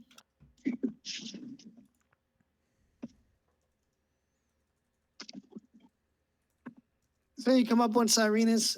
He doesn't appear to be very old. Maybe around 30 years old. He's got maybe 35. He's got a long blonde hair and a beard to match that goes down to his waist. He's holding a gemstone staff, and his owl companion, his familiar, sits idly on his shoulder. And as you approach, he He notices his eyes catch you as you approach, and he suspends his conversation with the two other mages that he's speaking to, and he turns to greet you. And he says, it's our, not only is it our champion, but it's one of our newest faculty members. And he's going to move his staff to his left hand and extend his right hand in greeting. Okay. Alexandros Styrenus, the Archmage. It is a pleasure to meet your acquaintance. I'm gonna reach out and shake his hand, and I'm gonna reply with Savik Blumline and ask him, "Did you enjoy the tournament?" I did. He nods in reply. He says, I enjoyed seeing your companions take on every competitor you came up against. Your match in the commemorative battle bracket were those matches were especially impressive. I must say, he says that Annan Moore speaks quite highly of you. You'll remember Annan Moore is your colleague that was helping you with the transmutation of your cursed items. Yes. He says you have quite an affinity for magic. Yes, people say that, but it's a bit of a, humans typically tend to say that, but it's a bit of a relative thing for me, an elf. I oftentimes laugh whenever, they compliment me for, I don't know, having a mastery of magic, but 50 or 60 years is but a few fleeting moments as an elf.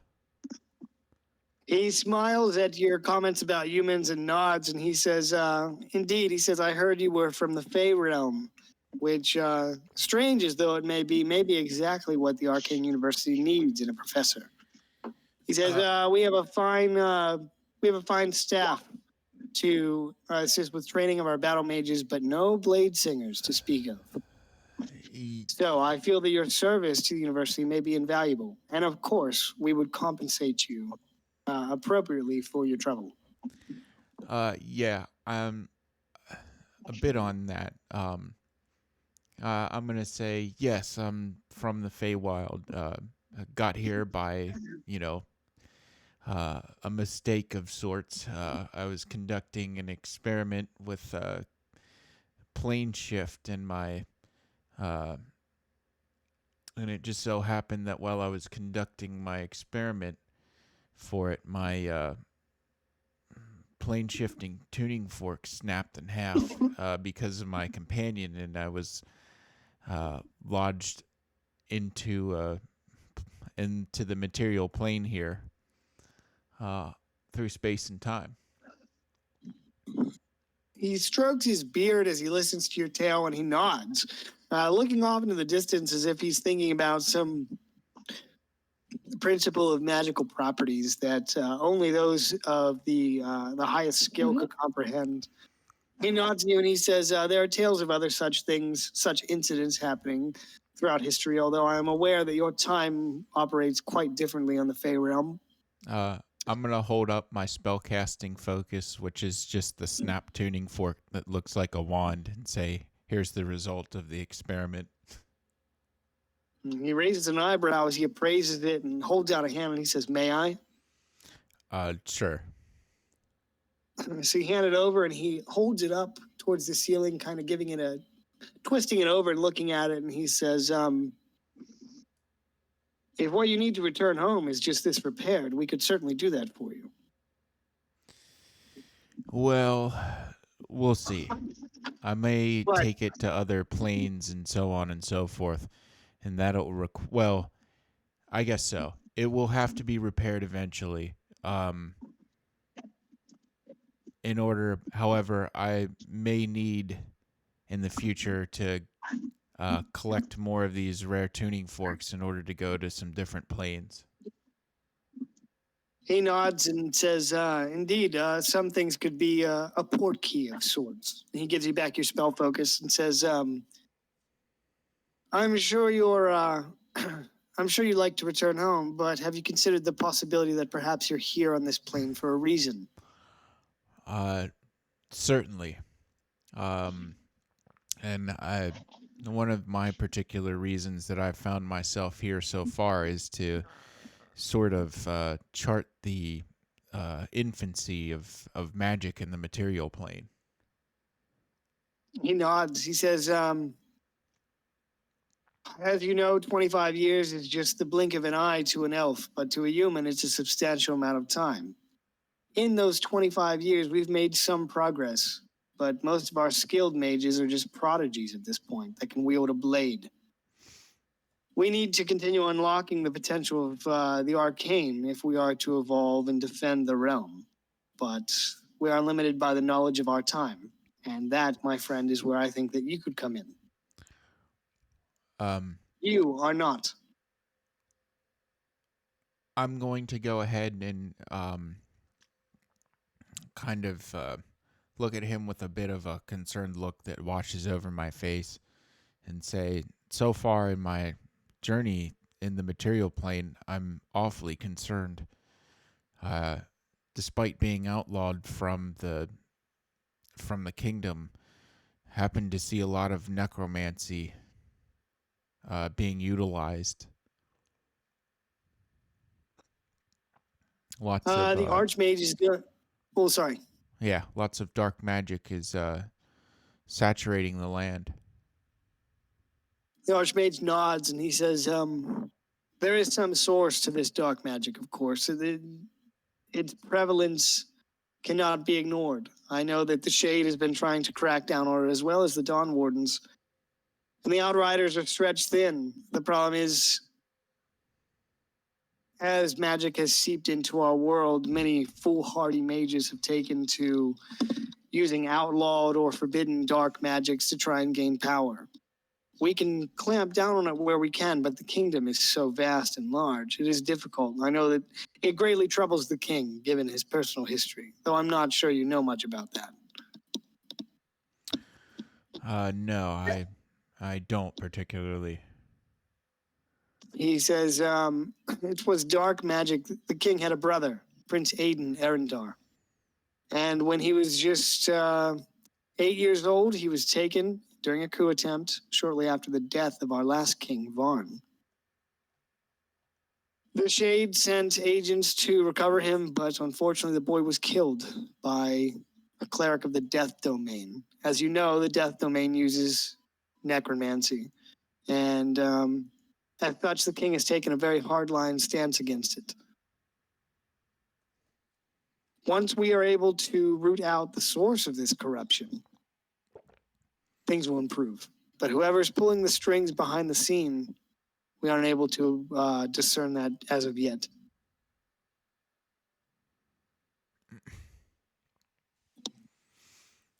But then he shrugs and he says, there are some benefits. Usually fools that partake in dark magic or blood magic end up killing themselves in the end.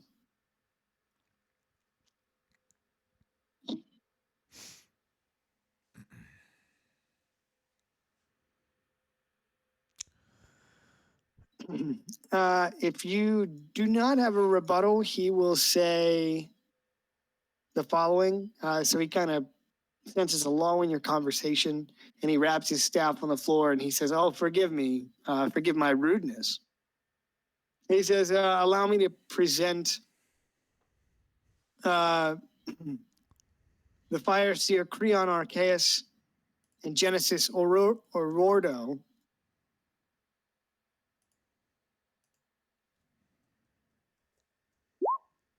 Of the Scepter Tower of Ashmark, and our guests during this week of remembrance.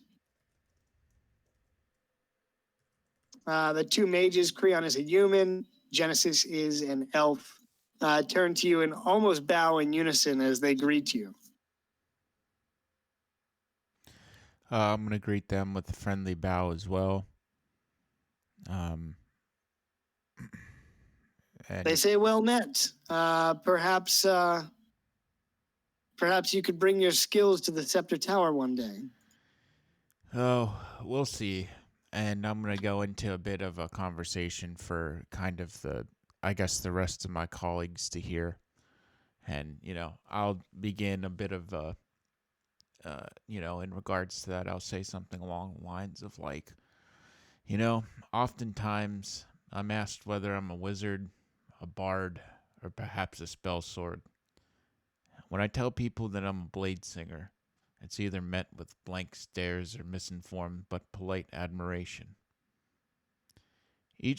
But, as you all know, each race and civilization has sort of its They own... give you an appraising look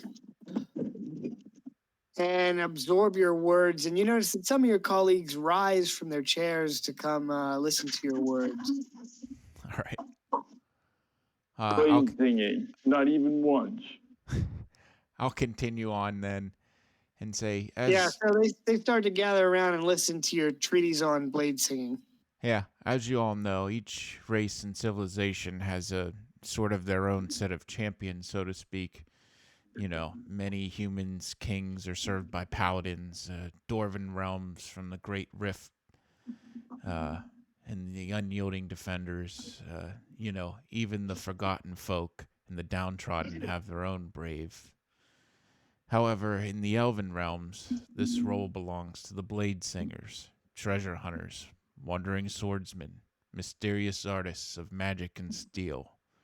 We are all of this, but first and foremost, we are protectors of the people.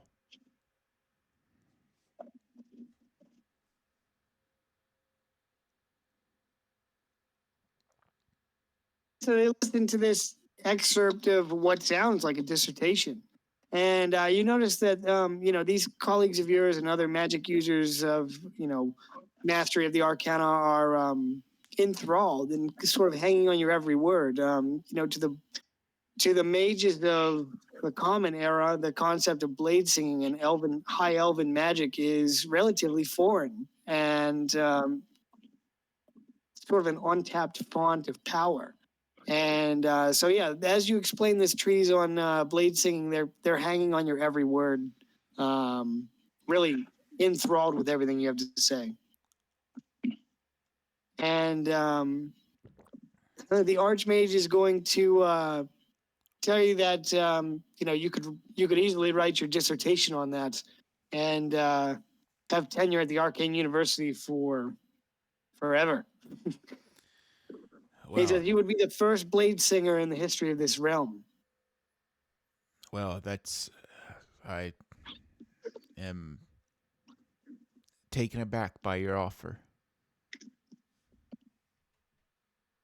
He says it's just something to consider.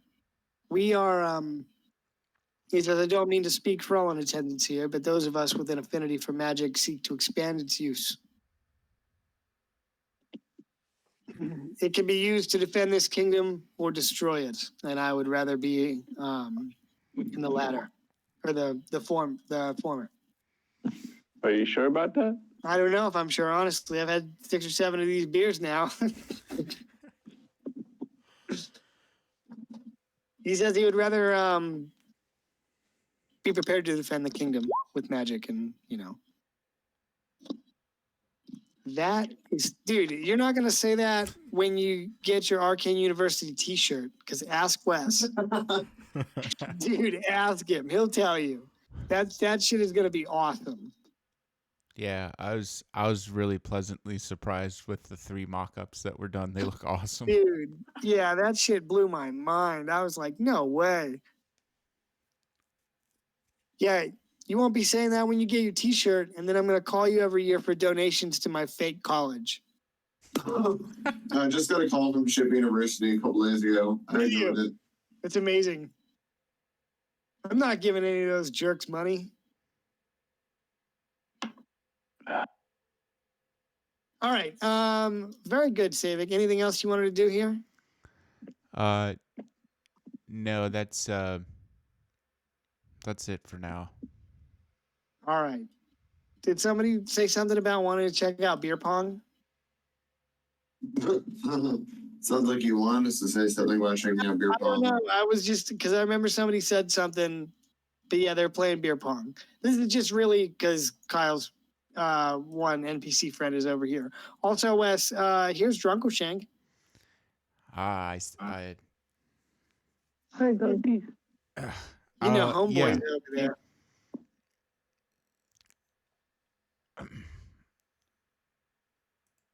He should come waddle over here. Yeah, waddle on over here, Andy. All right. Does anybody else want to do anything? We'll probably call it here in the next 10 minutes, and then we'll finish this part up next week. I'm into my stuff. I do. All right. If you guys are good, I'll go ahead with some story stuff real quick. Yeah, but you want me to do my little thing now or next week? It's up to you, man. I can make it quick. Okay. Because I think I have a good cliffhanger we can end on. So. Okay. Why don't we do that? Why don't I go real quick and then you can have the like. Hey man, I mean I can play till 12:30, but I don't know if everybody else can. So that's just why I offered to. I know that's kind of late. I'm fine, but I basically want to have the same conversation with all the noble ladies, the people that are attached to people with money, about the bank that just got robbed and how their confidence, gauge what their confidence level is, and then pitch this idea that instead of waiting for their husband to give them an allowance or money to spend, they could just have a magic card that only they can use, and then they make the payments later. I mean, think about it. If people can rob the bank, what good are you walking around with a giant coin purse and thieves running around? I mean, no, just forget about the big shots who pulled off the bank heist or what they're calling it. But there's petty thieves, and turn the wrong corner, you get lost. And then Kings Garden, it's an old town, lots of different alleyways and roads. You don't know what's in the bushes, the barrels, and the rest of it. All right. So here's what I would say you get in way of reply. You spark some interest when with your proposal, of course. In terms of, well, also I'd like you to make a persuasion check. But in terms of talking about the bank, many of the nobles kind of they kind of frown and nod at that, but don't seem too overly concerned. In fact, one of the ladies would go so far as to tell you that most of the money that was stored within the bank was from the commoners within the city. It was a collective fund. Yeah. So, you know, one of the nobles will tell you that many nobles keep their personal wealth within their states. They can afford magical security or safes of one sort or another, or private security. But in terms of the wealth that was stolen from the bank, that largely belongs to the people. So I suspect that Lord Wainwright and whoever you're speaking to is going to nod over here on the right side of the room at this guy over here by the fireplace. Says, so I assume that House Wainwright will have to cover the cost of such a loss. And they're a powerful house, aren't they? Oh, yes. The lady says as she polishes off her glass of wine, she says, the richest house in the land. And then she snorts and laughs and says, maybe not after this, though. Yeah, but just think of how easily they got toppled over. Anybody can have the same kind of security as that bank, or that they could afford. I don't know. It's just the wrong set of years catch rumor of that, and it's the roulette of matter of time. Who's next? That's what I am proposing, a solution to all of this. She nods and eagerly accepts another glass of wine as she continues to listen to your proposal. It's not only just that. It's just like you're wandering around, you want to buy something, you could get stolen, mugged, what have you. And now this is metagaming, but I mean, this isn't said at the dinner Sure. party, Sure. but here's what I'm thinking that if this idea doesn't sell so quickly, I gotta set up the business and all. I think one of these other houses might get robbed, and then everybody's gonna think, hey, there's a pattern here. Maybe should listen to the executive of the Moon Bank, or just to be Moon Bank. Damn, you're like the bank CEO Robin Hood, stealing from a rich guy to fund a crippling debt program.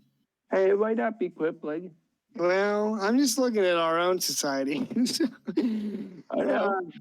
All right, so I will say that she seems agreeable to your proposal and says that you should take it to the Royal Office of Commerce in the Trade Quarter to discuss it with them. Oh, just think about it. Tell your friends. Yeah, no, she nods and she says, honestly, could you imagine how much coin you could make from those idiot commoners? They'd pay for everything with it. And then you can charge them a percentage. Just a little fraction extra off the top.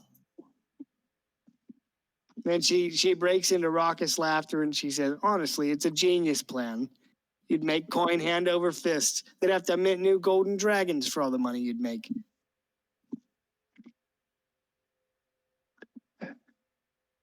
Do you still make a persuasion, or that not necessary? I mean, I was just gonna have you make it for the role play purpose. Fun. Yeah, I mean, it's up to you. No, but she seems receptive to the idea. I mean, I feel like as a noble woman, you know, the idea of garnering more wealth at the expense of the lower class is persuasive, agreeable.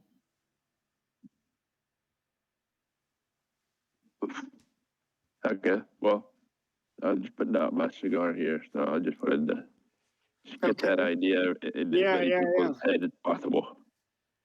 All right, so I think that's good. Let me note that.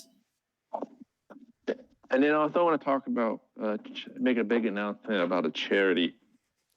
Okay. You know, like ding, ding, ding, ding. You know, as the winners of this year's tournament, I would like to say a little something here. You may know me as Galandan Moonwhisper, one of the champions. I feel like I have this worked out in my head. One of the champions of this tournament. However,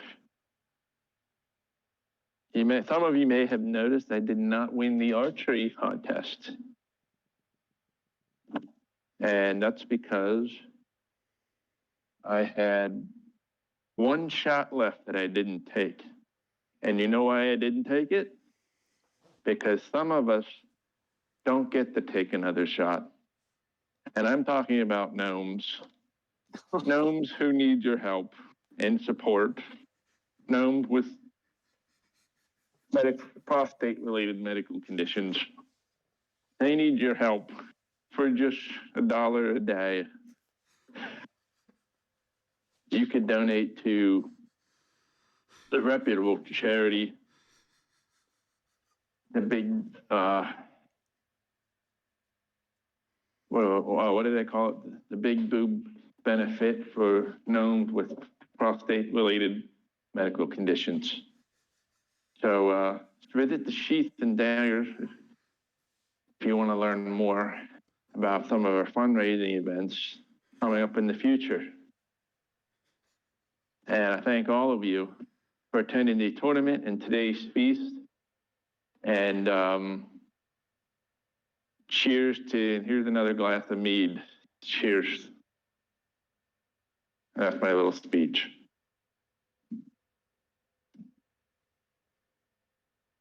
Many of the people in attendance kind of raise their glasses reluctantly. They're not quite sure how to take that proposal, but they toast you anyway, and the mead flows. And as you finish your proposal,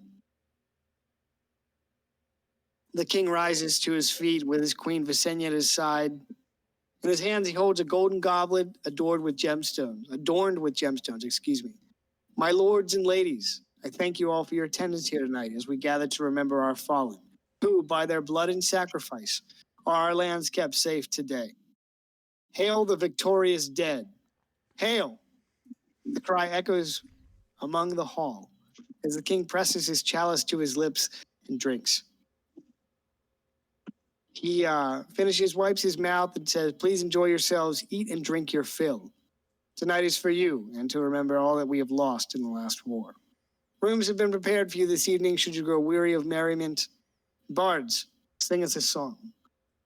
After the king's proclamation, the band breaks into a somber song called The Winter Sky, about a platoon of Dawn Wardens that marched north and never returned home.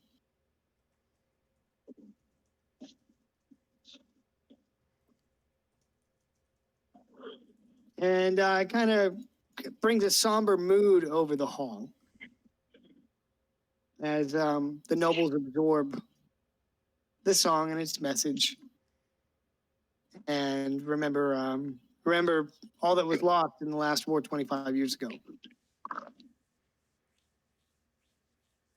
So, one more thing.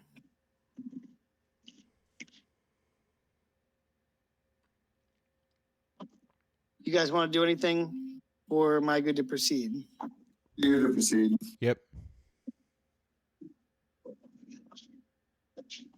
You can proceed. I'll text you other stuff later. That's fine, man. Yeah. All right. So,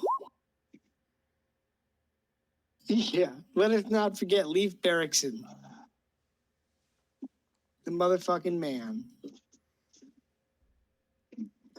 All right. If you want to listen to music for this next part, you can, and I would recommend this.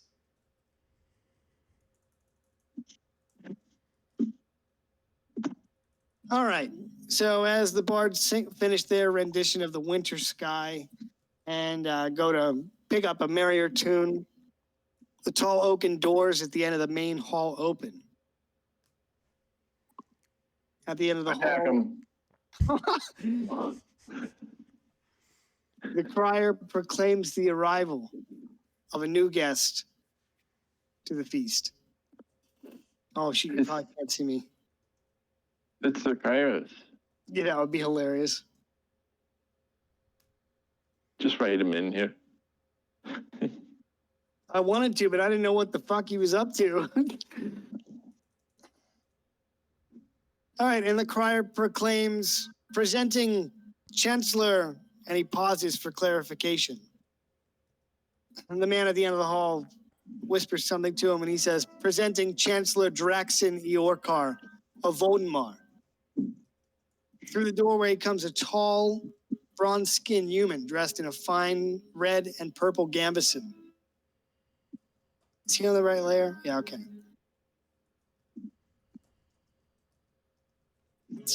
With red-violet hair, and he enters the great hall. His gaze fixed forward as an unsettling smile spreads across his face as he walks towards the throne with confident swagger.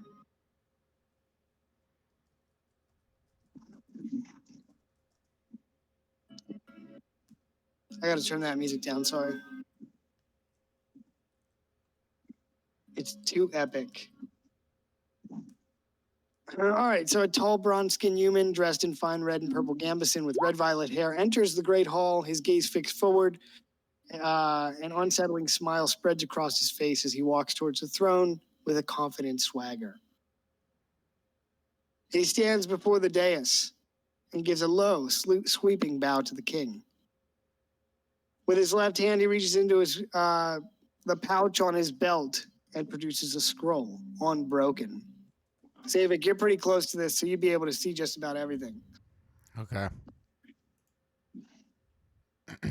What a grand hall. Oh, sorry.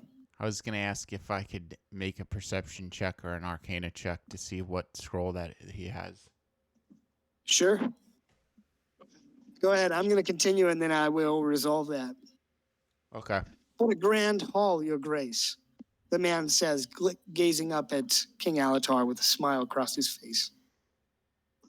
It seems my invitation to this gathering of lords and ladies was lost. But here I am, on behalf of the Empire of Voldemar. The king stares down at the Chancellor as his eyes bore into him. He says nothing.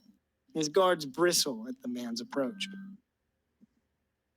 I am here on behalf of the Emperor, Medras Unvare of Voldemar, the scourge of Algamor's three rivers, the destroyer of Nesmir, Norna, and Rulheim. He who binds his enemies and drives them before him, the conqueror of the 5 tribes and Lord Commander of the Iron Legions. King Alatar, Emperor Medras, has completed his conquest of southern Teluria and now turns his attention to the west. He aims to unify this world under the banner of the Empire, and you are called to submit. The king once again says nothing as a hushed silence falls throughout the hall. This knight loosens his sword in his scabbard. The Chancellor is undeterred. The Iron Legions of Voldemar are marshalling as we speak. The Emperor has heard of the strength of this kingdom and its war against the giants. I would urge you to accept the Emperor's terms graciously, for it is not a matter of if, King Alatar, but when, the hour by which the Empire will arrive with the Iron Legions. He turns and gazes throughout the hall, making eye contact with several of the lords and ladies there. But fear not. The Emperor is nothing if not generous. He takes a step forward, closer to the dais, and offers the king the scroll, still unbroken. Emperor Medras does not wish to invade this country, for that will surely lead to untold death and destruction. He respects your people, and has heard of their fighting prowess. As such, he offers you the great honor of becoming a vassal of the Empire, a mighty Archon who will lead his armies against the other belligerent nations of this continent that will oppose him. Silence falls over the hall, and all eyes look towards the king for his response. If he looked upon Alatar's face, his gaze was fierce to behold as he glowers at the Chancellor before him. He offers one reply. You would set foot in this hall of my forefathers on this day, on this our day of remembrance, and levy threats of war? You mistake me, your grace, the Chancellor replies. The Empire does not come to these lands to conquer, but to save you and your people, for you do not know the dark future that awaits you. The Lord of Divination has shown the Emperor a vision of what lies ahead for this world, an age of calamity, unlike any other before it, one of ruin and destruction and darkness. This world will fall into everlasting darkness unless all are united under one banner. The armies of one nation will not be enough to stem the rising tide against you. All nations must bend the knee and swear fealty to the Emperor as we prepare for the arrival of the Herald of Darkness. Calls of blasphemy and sedition echo out throughout the hall as great lords reach for their swords, outraged at the proclamation. King Alatar raises a hand and the hall falls silent. You notice that he hasn't taken his eyes off the Chancellor since he began his proclamation, nor taken the scroll he was offered. If it be war you seek, then send the full weight of your army, though I caution you, any army that invades this kingdom shall find itself washed away in seas of blood. Tell that to your Emperor and depart this kingdom at once. Return under pain of death. The Chancellor smirks and bows, once again a low, sweeping bow. As you say, your grace, as you say, I shall inform the Emperor of this most unfortunate news. He takes a slow look around the room at each of the delegates in attendance. His eyes linger on the dwarf upon the dais. He smiles. The Emperor Medras Unvari extends this same offer to all other dignitaries gathered here tonight. From the fiery sands of Rusvar to the fertile basins of Timoria and beyond, to the freeholds of Eastvale and the tundras of the Northlands. With that, he turns to leave, but stops short, turns back to regard the king. How strange, your majesty. I don't see any delegates from Ashmark present tonight. He smiles again and says, your kingdom is not the first to have resisted the might of Voldemar when they could have prospered. Queen Vela of Norina, the kings of Nesmir, Algamor, and Ruheim all once echoed your sentiments. Their kingdoms now lie in ruin. He bows once more before turning to depart. In terms of your perception check, the scroll does not appear to be magical, but a scroll that was written like a contract or offer of some sort. Okay.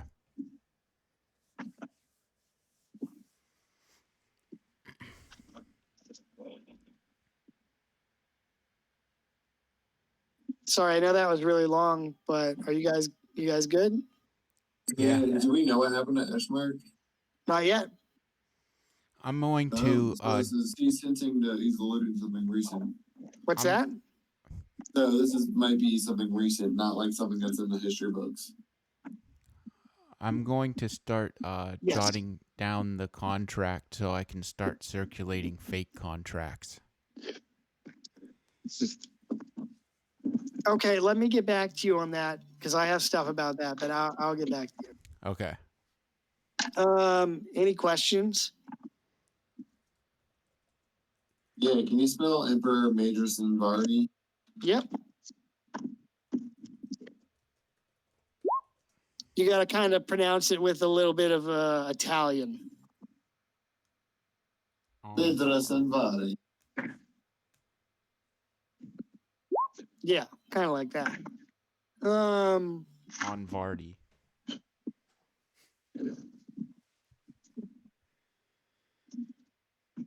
As the chancellor departs, a silence falls over the great hall that hangs heavily in the air for a long while. Delegates from around the room are speaking in hushed tones. It seems that many people have kept their eyes upon the king. After a while of delegating between his advisors and his men, King Alatar once again rises to his feet to speak to his guests. My lords, my ladies, I thank you for attending our feast tonight, remembrance of those who gave their lives so that we may live in these days of peace. Unfortunately, I must adjourn for the evening. But please, enjoy the food and drink to your heart's content. He turns to leave, but stops and looks out across the hall. His eyes scan the room and he says, is there a member of the Artificers Guild among us this evening? I'll approach. You approach the throne and he gives you an appraising look and he says, you're with the guild? I am. Very good. I have need of you. Bring your companions and come with me. I will bring my companions, assuming they come willingly. All right, so we're going to be going up into this room here on the left, and why don't we call it right there? Who are we going with? The king asked for a representative of the The king. Artificers Okay. Guild, and Darren Rudo responded, and so he's called you to meet in this room. This is like a room that's in like the upper level here.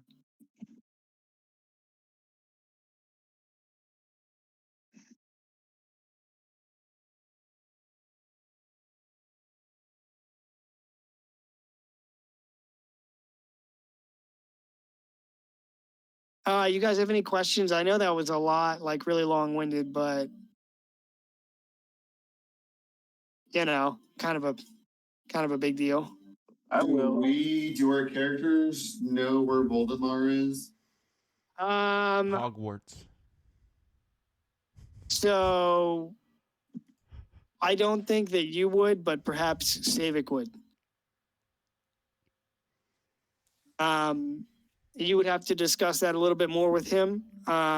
It depends, because time works differently in the Feywild, but it may be something that he is familiar with. Sounds good. I can expand upon that a little bit more tomorrow. Who am I? Please do. Because I want to write it down. I want to write down my usual notes, but I didn't because I was moving around a lot. Sure. If you guys have any questions at all, just hit me up. I could talk to you at length about this empire. Civic, if you recall, the coins that those in like the first or second session, Yeah. the coins that those legionaries gave you as payment, you recognize them. They're Voldemari coins, Okay. currency. And if you need a recap on that, let me know. So, but it's something that you were vaguely familiar with. You know, maybe you've heard some stories and this and that. But yeah.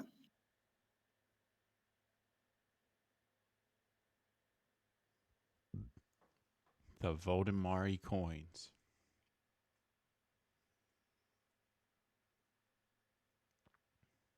Do you guys have any questions about this proclamation?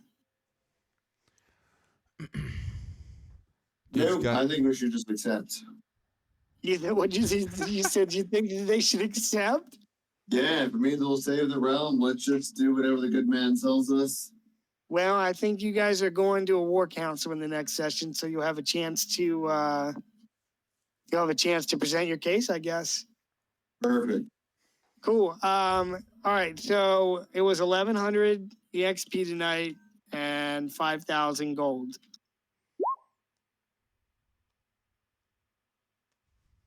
Did you guys enjoy the first half of the feast? Yeah. Mm. Pretty intense. Yeah, you did. It was good. Yeah. Cool, man. Yeah, that was kind of the cliffhanger I was hoping we could end on tonight. So it seems like it's a good one. So we'll pick it up here next week, same time. So Hey, before we go, it was 25 years before the last thing, right? yes, yeah. So it's 425 CE. It's 25 years after against the Giants. Okay. Can I sing a song real quick? Yeah, with, man. With the bard? Yes. Okay. It goes something like, I'll get up in front and say, 25 years and my life is still trying to get up that very big hill of hope for a destination. And so I rise. They're Sometimes inspired. when I'm lying in bed, just to get it all out, what's in my head, and I'm feeling a little peculiar. And when I wake in the morning and I step outside and I take a deep breath and I get and real get high, real high and say, what's going on? All right, boys, we'll call it here. I'm glad it was fun for you guys. It was a little bit of combat and a lot of social stuff, so it was a good mix. Good deal. So if there's any kind of other social stuff you want to do, let me know, and we can resolve that over Messenger or whatever, and we'll pick this up next week. So, All right. homies, Good, buddy. later, guys. Thank you so much. Yep. See you guys. Bye.